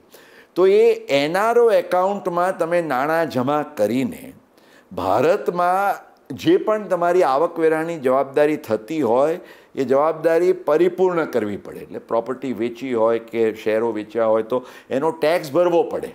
તમે કહો કે મારે તો ત્યાંય ટેક્સ ભરવો પડે, તો ત્યાં ટેક્સ ભરવો પડે તો you can get the double tax avoidance relief. So that is also not an issue. પણ જે તમે નાણાં તમારા એનઆરઓ એકાઉન્ટમાં હોય, માની લો કે એક સામટા આજે 10-12 કરોડ રૂપિયા તમને વારસામાં મળ્યા, તો એ કેસમાં તમે શું કરો કે $1 મિલિયન પ્રમાણે ગણીએ, અત્યારે 75 રૂપિયાની આસપાસનો ડોલર, તો 7.5 કરોડ થયા. તો 2 વર્ષની અંદર તમે મોકલી શકો. ઇવન કોઈનું અવસાન ફેબ્રુઆરીમાં થયું હોય તો માર્ચમાં જાય અને ફરી પાછું એપ્રિલમાં 9 વર્ષ આવી જાય, એટલે 2 મહિનાના સમયગાળામાં પણ તમે મોકલી શકો.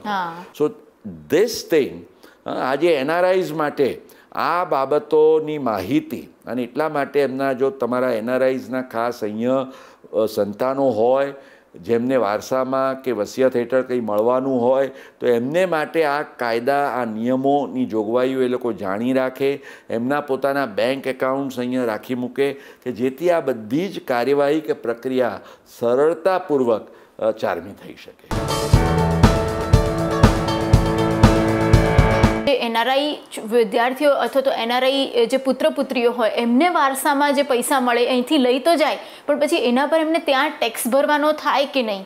સૌથી પહેલાં તો વસિયત હેઠળ તમને જો સીધા નાણાં મળે, એટલે દાખલા તરીકે વસિયત હેઠળ કોઈએ પોતાના બેંક ડિપોઝિટ્સની અંદર જ આજે 5-10 કરોડ રૂપિયા રાખી મૂક્યા હોય અથવા તો બીજી ડિપોઝિટ્સમાં ને બધામાં લિક્વિડ હોય અને એ નાણાં જો સીધા તમે તમારા વારસદાર જે NRI છે ઇંગ્લેન્ડમાં હોય, અમેરિકા, કેનેડા, ઓસ્ટ્રેલિયા, દરેક જગ્યાએ Charmi the rule is whatever you get either by way of gift or inheritance, તમને બક્ષિસ તરીકે મળે કે વારસામાં મળે, એ બેમાંથી એકે ઉપર there is no tax. વસિયત હેઠળ તો નહીં જ. All that you will need to do is એ વસિયતની કોપી રાખવાની. એટલે NRIsને હું હંમેશા કહું કે ભાઈ ઇંગ્લિશમાં વિલ બનાવો તો વધારે ફાયદાકારક, કે એ વિલ તમારે ત્યાં દેખાડવું પણ પડે તો you do not have a problem. એટલે જો સીધા નાણાં જાય તો there is absolutely zero tax, કારણ કે it has gone straight and that's the money. પણ ઘણીવાર કેવું બને કે તમે વારસામાં તમારા સંતાનોને અહીં પ્રોપર્ટી આપી, શેરો આપ્યા, તો એ કેસમાં એ પ્રોપર્ટીના વેચાણ પછીના પૈસા, એટલે જે તમારા વારસદાર છે, તમારા પુત્ર પુત્રીને શું મળે છે? મિલકત મળે છે, શેરો મળે છે. એ એમણે એક તો ત્યાંના એમના ટેક્સના રિટર્નમાં, જેને આપણે FBAR એટલે ફોરેન બેંક એકાઉન્ટ રિપોર્ટિંગ કહીએ, અથવા તો જે 8938 અમેરિકામાં કહેવામાં આવે છે કે તમારી જે સિક્યોરિટીઝ કે ઇન્વેસ્ટમેન્ટ્સનું તમે ડિસ્ક્લોઝર કરો, તો એ તમે દર્શાવવું સૌથી પહેલાં તો જરૂરી છે. એ વિલ તમારે રાખવું જરૂરી છે, because you should be able to show કે આ વિલ હેઠળ મળેલા નાણાં છે, આ મેં બીજા ક્યાંકથી 2 નંબરના ભેગા કરીને હું કન્વર્ટ કરીને નથી લઈ આવતો. સો if you are able to show કે આ મને બક્ષિસ કે વસિયત કે વારસામાં મળ્યા છે, તો દેર ઇઝ નો ટેક્સ. પણ તમને મિલકત મળી છે, શેરો મળ્યા છે, ને એના ઉપર તમે એને વેચાણ કરો છો ને પછી ઇન્ડિયામાં ટેક્સ ભરો છો અને એ નાણાં ત્યાં મોકલો છો, તો ત્યાંના કાયદા હેઠળ ચાર્મી તમારે ત્યાંના રિટર્નમાં પણ એ દર્શાવીને ટેક્સ ભરવો જરૂરી છે. પણ એ ટેક્સ ભરવા સામે મેં કહ્યું એ પ્રમાણે જે ફોરેન ટેક્સની ક્રેડિટ જેવી રીતે આપણે ત્યાં મળે છે એવી રીતે ત્યાં પણ, કારણ કે ભારતે લગભગ મોટા ભાગના દેશો સાથે જેને આપણે કહીએ ડબલ ટેક્સ એવોઇડન્સ ટ્રીટી કરેલી છે. એટલે સામાન્ય રીતે જેટલો ટેક્સ અહીં ભર્યો હોય એટલા ટેક્સનું તમને સેટ ઓફ મળે. ત્યાં વધારાનો કોઈ ભરવાનો થતો હોય તો ત્યાં ભરવો પડે, ઓછો થતો હોય તો તમે રિફંડ નથી માગી શકતા. પણ it is not a complicated thing. એટલે આ વસિયતના સંદર્ભમાં NRIsના કેસમાં પણ વસિયત બનાવીને પ્લાનિંગ કરવામાં સ્પેશિયલી નીલાબેને જે પ્રશ્ન પૂછ્યો એવા અનેક મુદ્દાઓનો ખ્યાલ રાખવો જોઈએ. હું અમેરિકા સ્થિત NRI છું અને મારી USA તેમજ ઇન્ડિયામાં કેટલીક પ્રોપર્ટીઝ છે. મારા વારસદારો ઇન્ડિયા અને USAમાં રહે છે. આવા કેસમાં મારા વિલ આયોજન રિલેટેડ ઇમ્પોર્ટન્ટ ઇન્ફોર્મેશન આપશો? દર્શક મિત્રો, બીજલબેનનો જે તમારો બીજલબેન પ્રશ્ન છે કે વ્યક્તિ રહે છે ત્યાં અમેરિકામાં, ઇંગ્લેન્ડમાં, ઓસ્ટ્રેલિયા, કેનેડામાં, એની ભારતમાં પણ થોડી મિલકતો છે, જ્યાંના એ વિદેશમાં વસ્યા છે ત્યાં પણ મિલકતો છે, તો શું કરવું જોઈએ વસિયત માટે?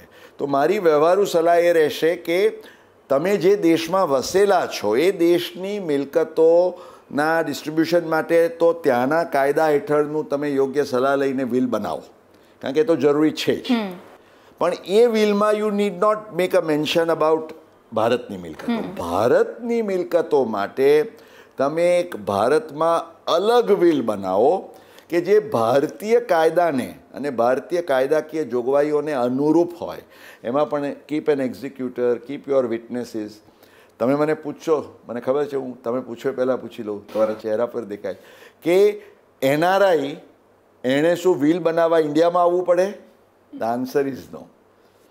તમે દુનિયાના કોઈ પણ દેશમાં હો ત્યાં તમે ઇવન ભારતીય રહીશ ફરતો હોય, અમેરિકા ગયો, ત્યાં માંદો થાય ને એને એમ થાય કે મારે વિલ બનાવી દેવું છે, તો હી કેન મેક ઇટ.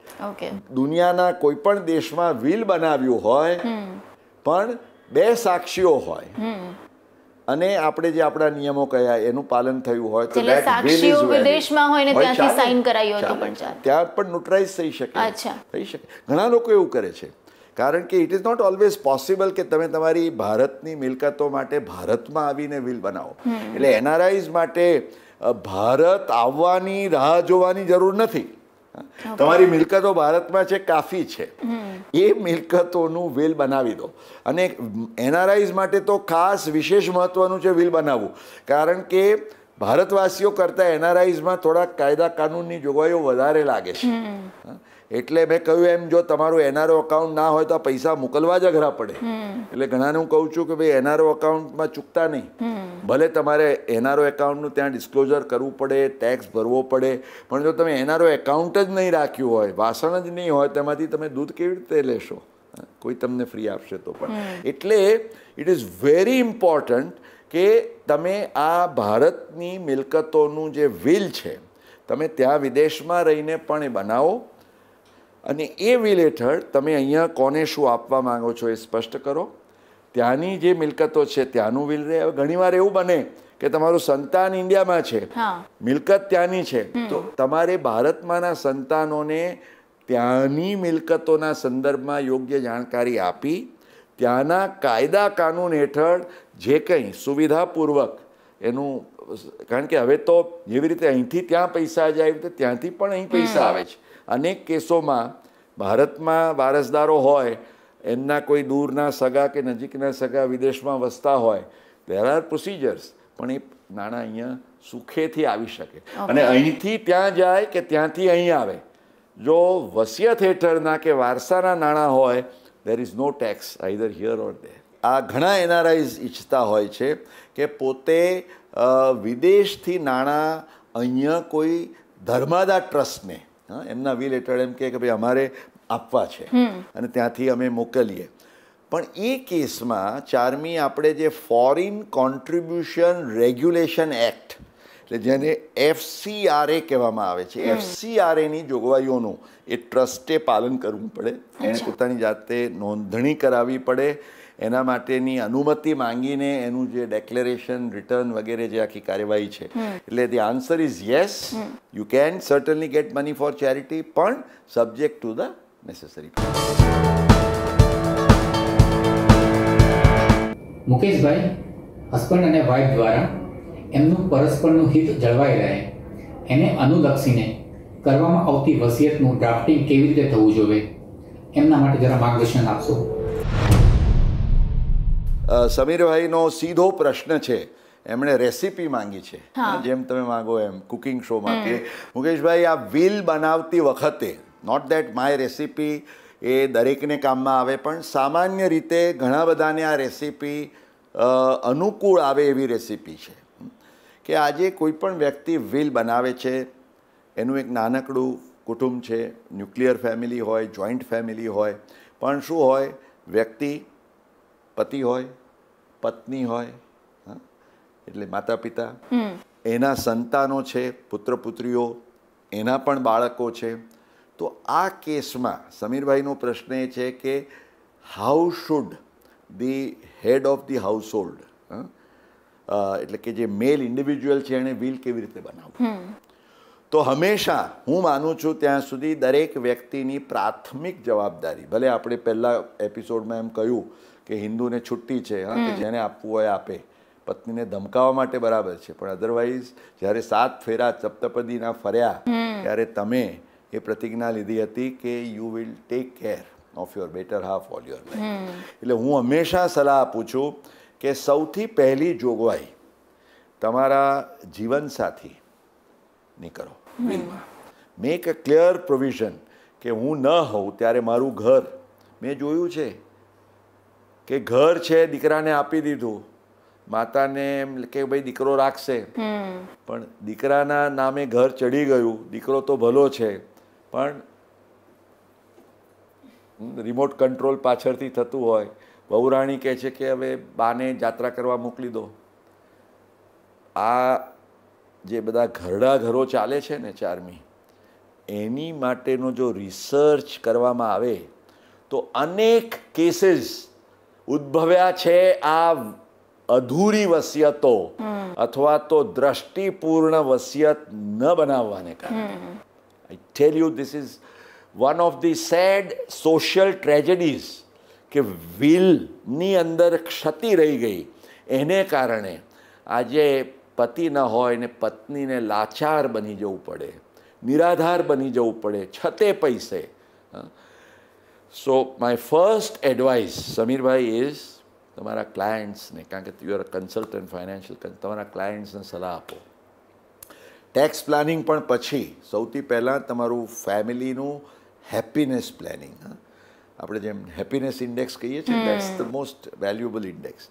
તો તમારા પછી તમારા વિલમાં પહેલી જોગવાઈ એ કરો કે હું ન હોઉં તો આ મારી પત્નીને મળે, જેટલી જરૂરી હોય. અમુક વસ્તુઓ આજે માની લો કે તમારો બિઝનેસ છે, એના શેર્સ છે, એ તમારા પત્નીને કદાચ એટલી જરૂર ન પણ હોય તો દીકરાને સીધા આપો તમે. પણ ઘર છે, અમુક એની સાથેની કનેક્ટેડ વસ્તુઓ છે, અમુક રીઝનેબલ સારી મૂડી કે જેમાંથી પત્ની ખૂબ સ્વતંત્ર, ભલે દીકરો દીકરીઓ બધા ખૂબ વહાલ કરતા હોય પણ સમયને બદલાતા વાર નથી લાગતી. પ્લીઝ ટેક કેર કે the first obligation is towards your wife. ત્યાર પછી હવે ઘણા લોકો શું કરે, અહીં કરીને અટકી જાય સમીરભાઈ કે હું ના આવું તો બધું મારી વાઈફને, વાઈફના વિલમાં બંને. પણ પછી શું?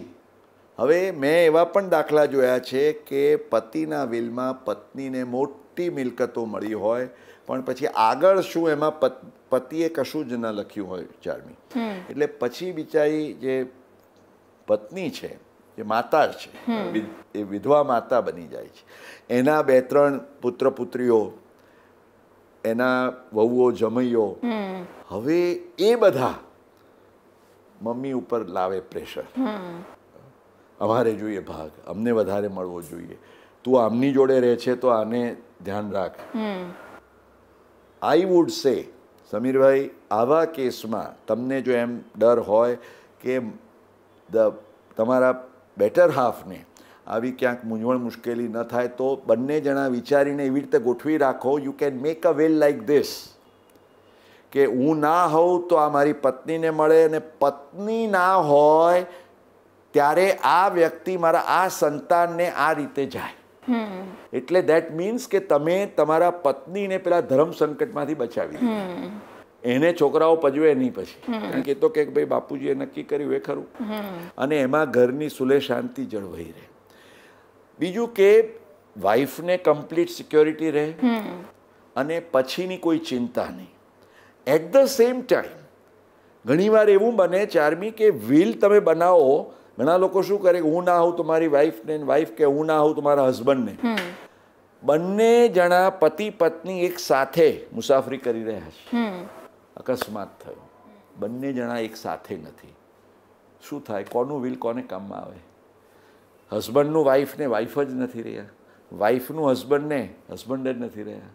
કદાચ એક સાથે નહીં તો હોસ્પિટલમાં આગળ પાછળ એમનું અવસાન થાય, પણ બીજાને કોઈને એ પણ સમય નથી મળ્યો કે બીજું વિલ બનાવી શકે. તો આ કેસમાં થોડીક દૂરંદેશી રાખીને તમે એવું કરવું જોઈએ કે હું ન હોઉં તો મારી પત્નીને મળે, અને હું હયાત ન હોઉં એ સમયે પત્ની પણ હયાત નથી તો મારી મિલકતો આ પ્રમાણે વહેંચવામાં આવે.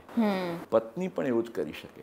તો this is what you call a complete will, કે વેર યુ આર વિઝ્યુઅલાઇઝિંગ ઓલ કન્ટિન્જન્સીસ. વિલ બનાવવું એટલા માટે જરૂરી છે કે તમે જ્યારે ન હોવ ત્યારે તમારા કુટુંબનું જે સંપ છે, જે એકતા છે, એની ઉપર કોઈ પણ પ્રકારની અસર આ વિલ ન હોય તો ન થવી જોઈએ. તમારી ગેરહાજરીમાં તમારા કુટુંબના સભ્યો ખૂબ જ સુખ શાંતિથી રહી શકે અને મિલકતને લઈને કોઈ પણ પ્રકારના ઝઘડા ઊભા ના થાય, એના માટે વિલ ખૂબ જ જરૂરી છે.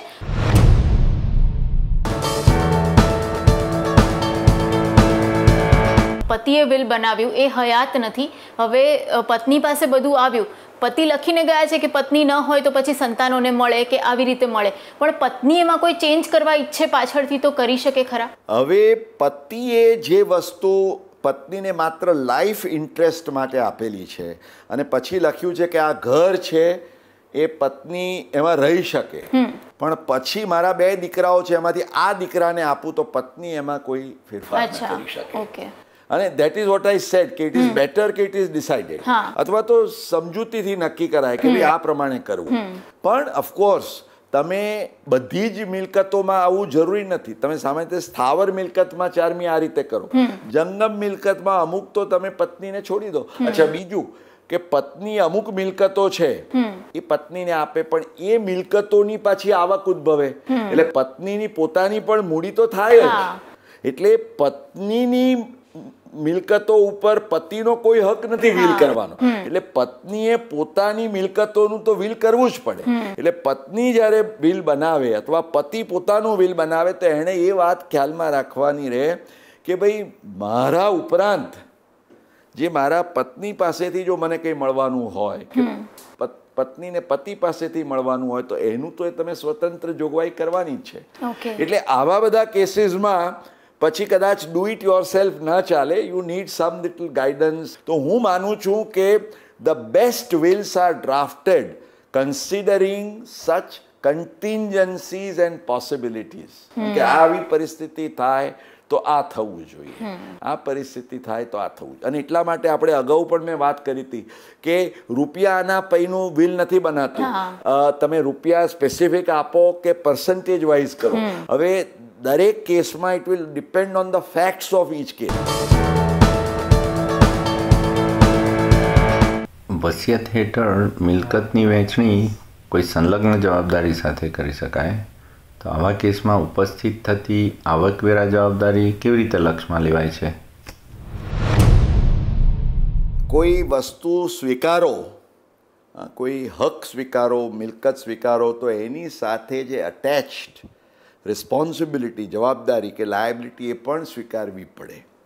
અને તમે કહ્યું એ પ્રમાણે ઘણીવાર બને એવું કે દાખલા તરીકે કોઈ એક વ્યક્તિની પાસે મોટી જમીન છે, એ જમીન એણે વેચી નથી કે હમણાં વેચાતી નથી કે થોડોક સમય વેચી શકાય એવી નથી, પણ એ એક જમીનની વેલ્યુ એટલી છે કે હવે એને એમ થાય કે આ જમીન જો હું બધાના નામે કરવા જાઉં તો પણ થોડા કોમ્પ્લિકેશન્સ થાય, બહેનોને ખાસ કરીને. એટલે એ એમ કહે કે ભાઈ હું મારો દીકરો છે મોટો, એને આ હું આપું, પણ જોડે એવી એ શરત કરે કે ભાઈ આ જે હું મારા દીકરાને આપું છું જમીન, પણ એની સામે મારા દીકરાએ મારી દીકરીઓને આટલા આટલા પૈસા આપવાના, કે જેથી એ દીકરીઓનું પોતપોતાનું પોર્ટફોલિયો થાય, અથવા તો એ તમારા દીકરીના સંતાનો છે એમના લગ્નના જોગવાઈ માટે કે આ તે. તો આને આપણે કાયદામાં ઓનરસ બિક્વેસ્ટ કહીએ છીએ, એટલે કે જવાબદારી સાથે વારસામાં મળેલી તમને કોઈ મિલકત. એટલે આવા કેસમાં શું થાય કે એ જે મિલકત એમને મળી જમીન, અને બાપુજીએ એમ કહ્યું કે આ જમીન તને આપું છું, જમીનની સમજો 25-30 કરોડની વેલ્યુ છે, પણ એમ કહે કે 5 કરોડ રૂપિયા તારે બહેનોને આપવાના, તો એને આપવા પડે પોતાની મૂડીમાંથી.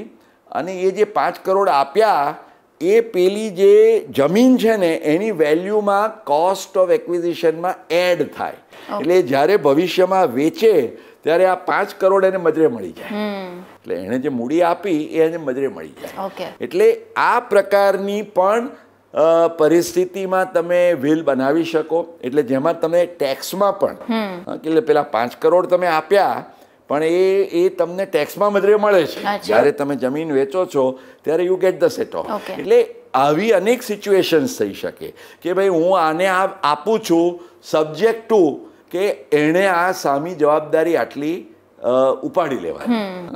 આ પ્રકાર ઘણા લોકોને એમ કહેવામાં આવે કે ભાઈ આ તને હું મિલકત આપું છું, પણ આમાં જે બેંકનું દેવું છે ને એ તારે ચૂકતે કરીને મિલકતને છોડાવી લેવાની, મોર્ગેજવાળી પ્રોપર્ટીઓ. એટલે આ પ્રકારની જેને ઓનરસ બિક્વેસ્ટ કહીએ, લેગસીઝ, એની પણ હેમંતભાઈનો પ્રશ્ન ખૂબ સરસ છે. એટલે એ અંગેની પણ તમે યોગ્ય સુવિધા કે જોગવાઈ વિલમાં કરી શકો છો. હિન્દુ અવિભક્ત કુટુંબ અર્થાત HUFની મિલકત સંદર્ભમાં વસિયતનામા આયોજન સંબંધી શું ખ્યાલમાં રાખવું જોઈએ તે અંગે માર્ગદર્શન આપવા વિનંતી. 4મી હિન્દુ અવિભક્ત કુટુંબ. હવે હિન્દુ અવિભક્ત કુટુંબમાં આપણે ખ્યાલમાં રાખવાનું છે કે દેર કેન બી 2 કાઇન્ડ ઓફ સ્ટેટસીસ. એક તો કો પાર્સનર, એટલે જે કો પાર્સનર છે એને એ જે HUF છે એની મિલકતમાં એનો સીધો હક લાગે છે, અને બીજું મેમ્બર હોય. હવે જે મેમ્બર છે એને અમુક લિમિટેડ રાઇટ છે. લેટ મી એક્સપ્લેન કે આજે એક ફાધર મધર અને આજે એના દીકરા છે બે અને 3 દીકરીઓ છે, આપણું ટિપિકલ એક્ઝામ્પલ, આટલા લોકોનું કુટુંબ છે.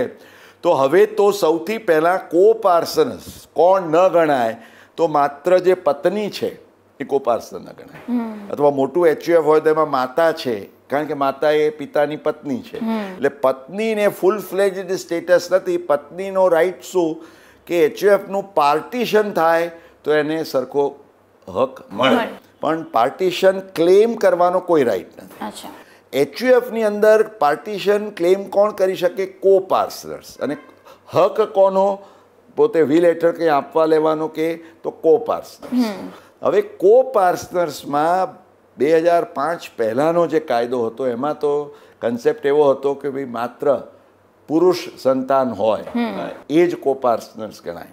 પણ સુપ્રીમ કોર્ટે જે ખૂબ ક્રાંતિકારી ચુકાદો આપ્યો ને ત્યાર પછી 2005 પછી જે HUFની આખી પરિસ્થિતિમાં એક એવો વળાંક આવ્યો કે હવે દીકરીઓ પણ, કુટુંબની બહેનો પણ પોતે દે બીકમ કોપાર્સનર્સ. એટલે પુત્રીઓનો કોપાર્સનરી રાઈટ છે. આ લક્ષ્યમાં રાખીને સામાન્ય રીતે ઘણું ખરું જો તમારે HUFની કન્ટિન્યુટી જોઈતી હોય તો પિતા શું કરે?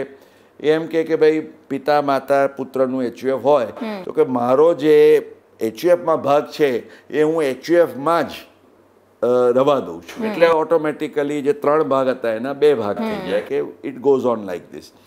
જ્યારે ઘણીવાર એવું બને કે HUF બિગર HUF રહે જ નહીં, માતા પિતા ના હોય ને પુત્ર એકલો થઈ ગયો, તો પુત્ર અને પછી પુત્રનું પોતાનું HUF બંનેનું સ્ટેટસ એક થઈ જાય, એટલે bigger HUF merges with the smaller HUF. આ એક ફાઇનર આસ્પેક્ટ છે. પણ જે તમારો HUFનો કોપાર્સનરી ઇન્ટરેસ્ટ છે એનું તમે વસિયતમાં સમાવેશ કરી શકો છો. એટલું જ નહીં, કરવો પણ જોઈએ, કારણ કે અધરવાઇઝ જો તમે એનો ઉલ્લેખ ન કર્યો હોય તો qua that much of an amount શું વહેંચણી કરવી એ સમસ્યા ઊભી કરે.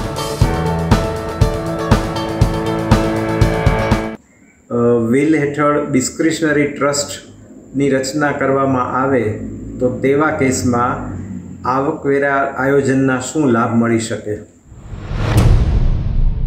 Discretionary trust under a will. It is one of the very special, sophisticated tax planning tools. Tax પ્લાનિંગના કેટલાક બ્રહ્માસ્ત્રો અમે કહીએ ને ચાર્મીબેન, એ પૈકી બ્રહ્માસ્ત્ર ગણી શકાય એવું આ શસ્ત્ર છે.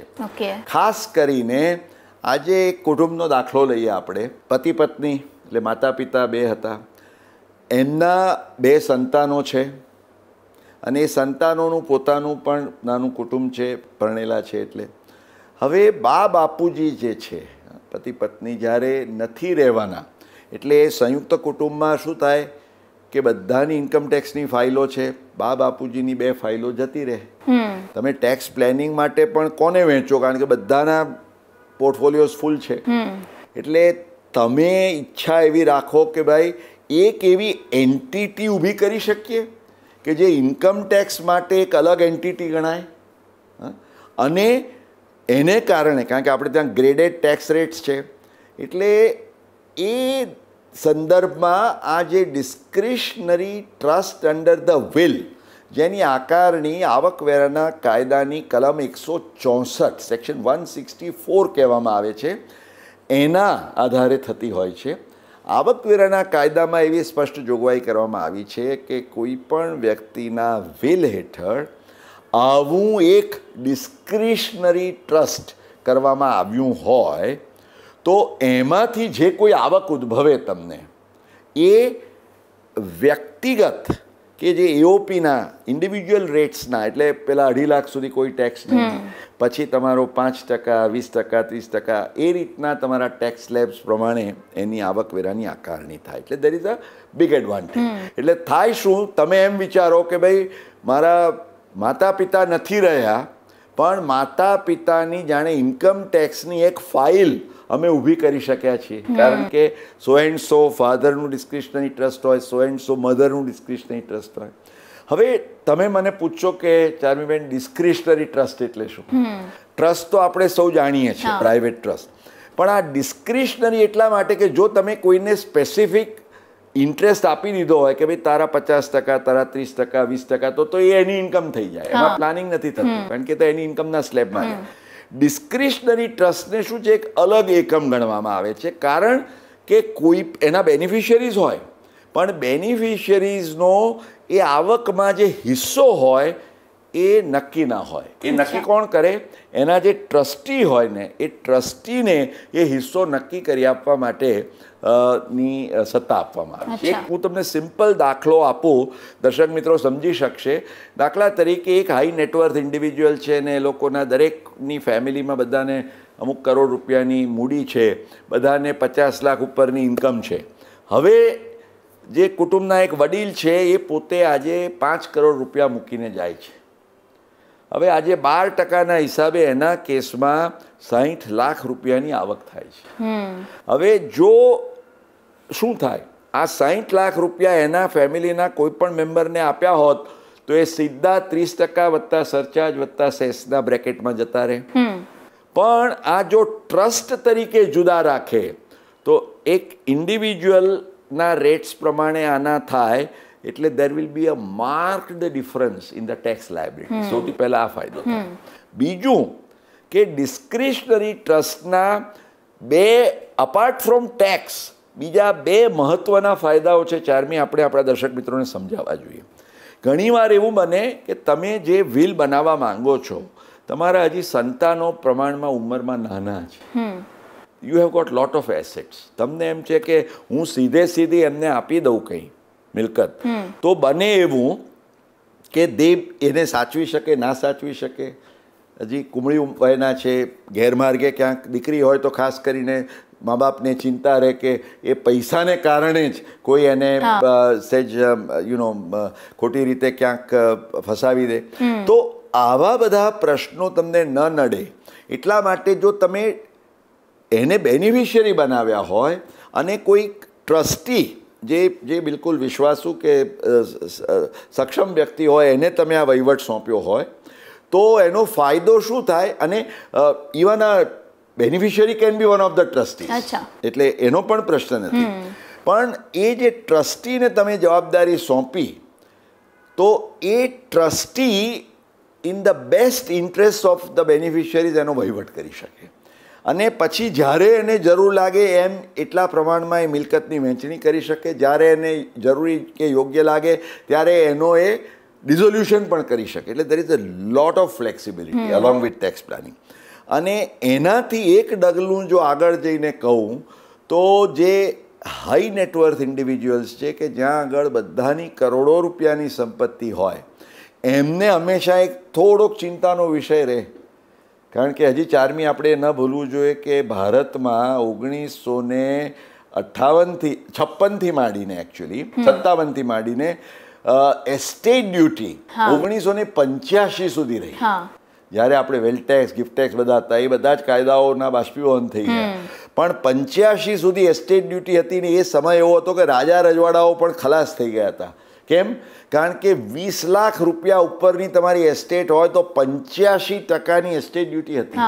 અને આજે દુનિયાના કેટલા બધા દેશોમાં you have either the death duties or you have the inheritance tax, કે બધા જાતની કાયદાકીય અને ટેક્સની જવાબદારીઓ હોય છે.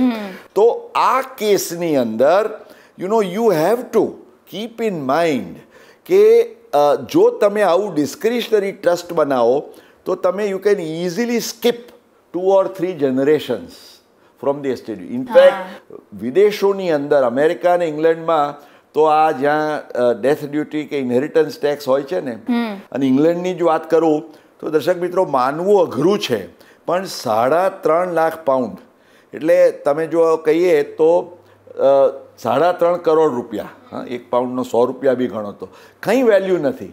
એના ઉપર સીધી તમને ડેથ ડ્યુટી લાગે, તમારા હાથમાં રહે શું?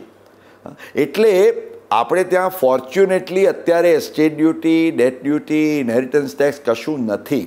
પણ આ એટ ધ અપર લેવલ લોકો એમ વિચારે કે એક સુરક્ષા કવચ જો આ ડિસ્ક્રિશનરી ટ્રસ્ટનું મળી શકતું હોય તો આપણી વ્યક્તિગત સંપત્તિ ઉપરાંત જો આમાં કંઈક રાખ્યું તો શું થાય કે because nobody has got any specific interest એના ઉપર આ એસ્ટેટ ડ્યુટીની કોઈ જવાબદારી ઊભી થઈ ના શકે. એટલે there is a great amount of tax planning scope through a discretionary. Will ક્યારે બનાવવું જોઈએ, ક્યારે એની શરૂઆત કરવી જોઈએ? કબ, ક્યું ઓર કહાં જેવી વાત. તો પહેલા તો કોણે બનાવવું જોઈએ? તો ખિસ્સામાં કૂકા હોય તો બનાવવું જોઈએ. એટલે કદાચ પેલા છાપામાં આવે છે ને કે ભાઈ આ ભિખારીઓની પણ લાઈફસ્ટાઈલ છે, તો એ લાઈફસ્ટાઈલવાળા કોઈ ભિખારી હોય તો કદાચ એને પણ આ પ્રોગ્રામ જોતો હોય તેમ કે ભાઈ ભલે તું ટેક્સ ના ભરતો હોવ પણ તારું વિલ રાખજે, નહીં તો પાછળથી બખડ જંતર થશે. એટલે ખિસ્સામાં કૂકા હોય ત્યાં સુધી વિલ તો તમારે ચૂકવું ન જોઈએ. એટલું જ નહીં, પણ તમે જેમ કહ્યું એમ કે only 2 things R certain in life, death and taxes. હવે ટેક્સીસમાં તો કેવું છે કે તમે પ્લાનિંગ એ રીતે કરો કે ભાઈ ઇન્કમ ક્યારે થાય ત્યારે ટેક્સ ભરવાનો આવે, પણ ડેથ ક્યારે આવે તો ખબર નથી. આ કોવિડની જ મહામારી છેલ્લા 1.5 વર્ષની અંદર, ચાર્મી, આપણે જાણીએ છીએ કે મેં જોયું છે કે 21 વર્ષથી શરૂ કરીને 81 વર્ષ સુધીના તમે કલ્પના પણ ન કરી હોય એવા હટ્ટા-કટ્ટા લોકો ક્યારે ઉપડી જાય, અને નાની અમથી ઉંમરવાળી વ્યક્તિ હજી ગઈકાલ સુધી તો હસતી રમતી હતી ને આજે નથી. તો લાઈફ ઇઝ સો અનસર્ટન. તો આઈ થિંક કે જેમ આપણે સવારે ઉઠીએ અને સ્નાન કરવામાં આપણે ક્યારેય ચૂકતા નથી, બપોરે ભોજન કરવા બેસીએ ત્યારે આપણે લંચ લઈને કેલરીઝ આપણી પૂરી કરવાનું ચૂકતા નથી. આઈ વુડ સે કે જો આટલું સરળ હોય તો એટલીસ્ટ કોઈએ પણ 1 પાનાનું 2 પાનાનું એક સિમ્પલ વિલ પણ એટલું તો રાખવું જોઈએ કે હું ન હોઉં તો આ થાય. અને the biggest beauty of the will is કે તમે જેટલી વાર ઈચ્છો એટલી વાર, પરીક્ષા તો વર્ષમાં 1 વાર આપી શકીએ, વારંવાર પેપર નથી અપાતા, પણ આ પરીક્ષા, વિલની પરીક્ષા તો તમે ચાહો એટલી વાર. It's an open line examination. એટલે દર્શક મિત્રો, સૌને હું કહીશ, તમે ટેક્સનું રિટર્ન ભરો છો, નથી ભરતા, તમે નાના છો, મોટા છો, તમારી પાસે અમુક મૂડી છે, વધારે છે, પણ મેં કહ્યું એ પ્રમાણે from the social point of વ્યૂથી શરૂ કરીને તમારા કુટુંબનું આખું સુખ, શાંતિ, સમૃદ્ધિ એમાં સમાયેલી છે. એનાથી વધારે જાઓ તો ટેક્સ પ્લાનિંગ, ઇન્વેસ્ટમેન્ટ પ્લાનિંગ, કેટલી જડીબુટ્ટીઓ, બ્રહ્માસ્ત્રો આમાં સમાયેલા છે. તો વસિયતનો હું ફરીવાર શરૂઆતમાં મેં જે કહ્યું હતું કે where there is a will there is always a way. એટલે વિલ હશે તો જીવનમાં તમને કોઈ સમસ્યા નડશે નહીં. વિલ નહીં હોય તો યુ ગોડ નોઝ. એટલે the answer is any time is the right time. વસિયતનામું એટલે કે વિલ, એના દરેક પાસાની છણાવટ, દરેક મુદ્દાનું એકદમ સરળ ભાષામાં સમજાય એ રીતે એની માહિતી, એ તમને પણ તમારા જીવનકાળમાં તમારા મૃત્યુ પછીના આયોજન માટેનું ખૂબ જ ઉપયોગી એવું ભાથું બની રહેશે.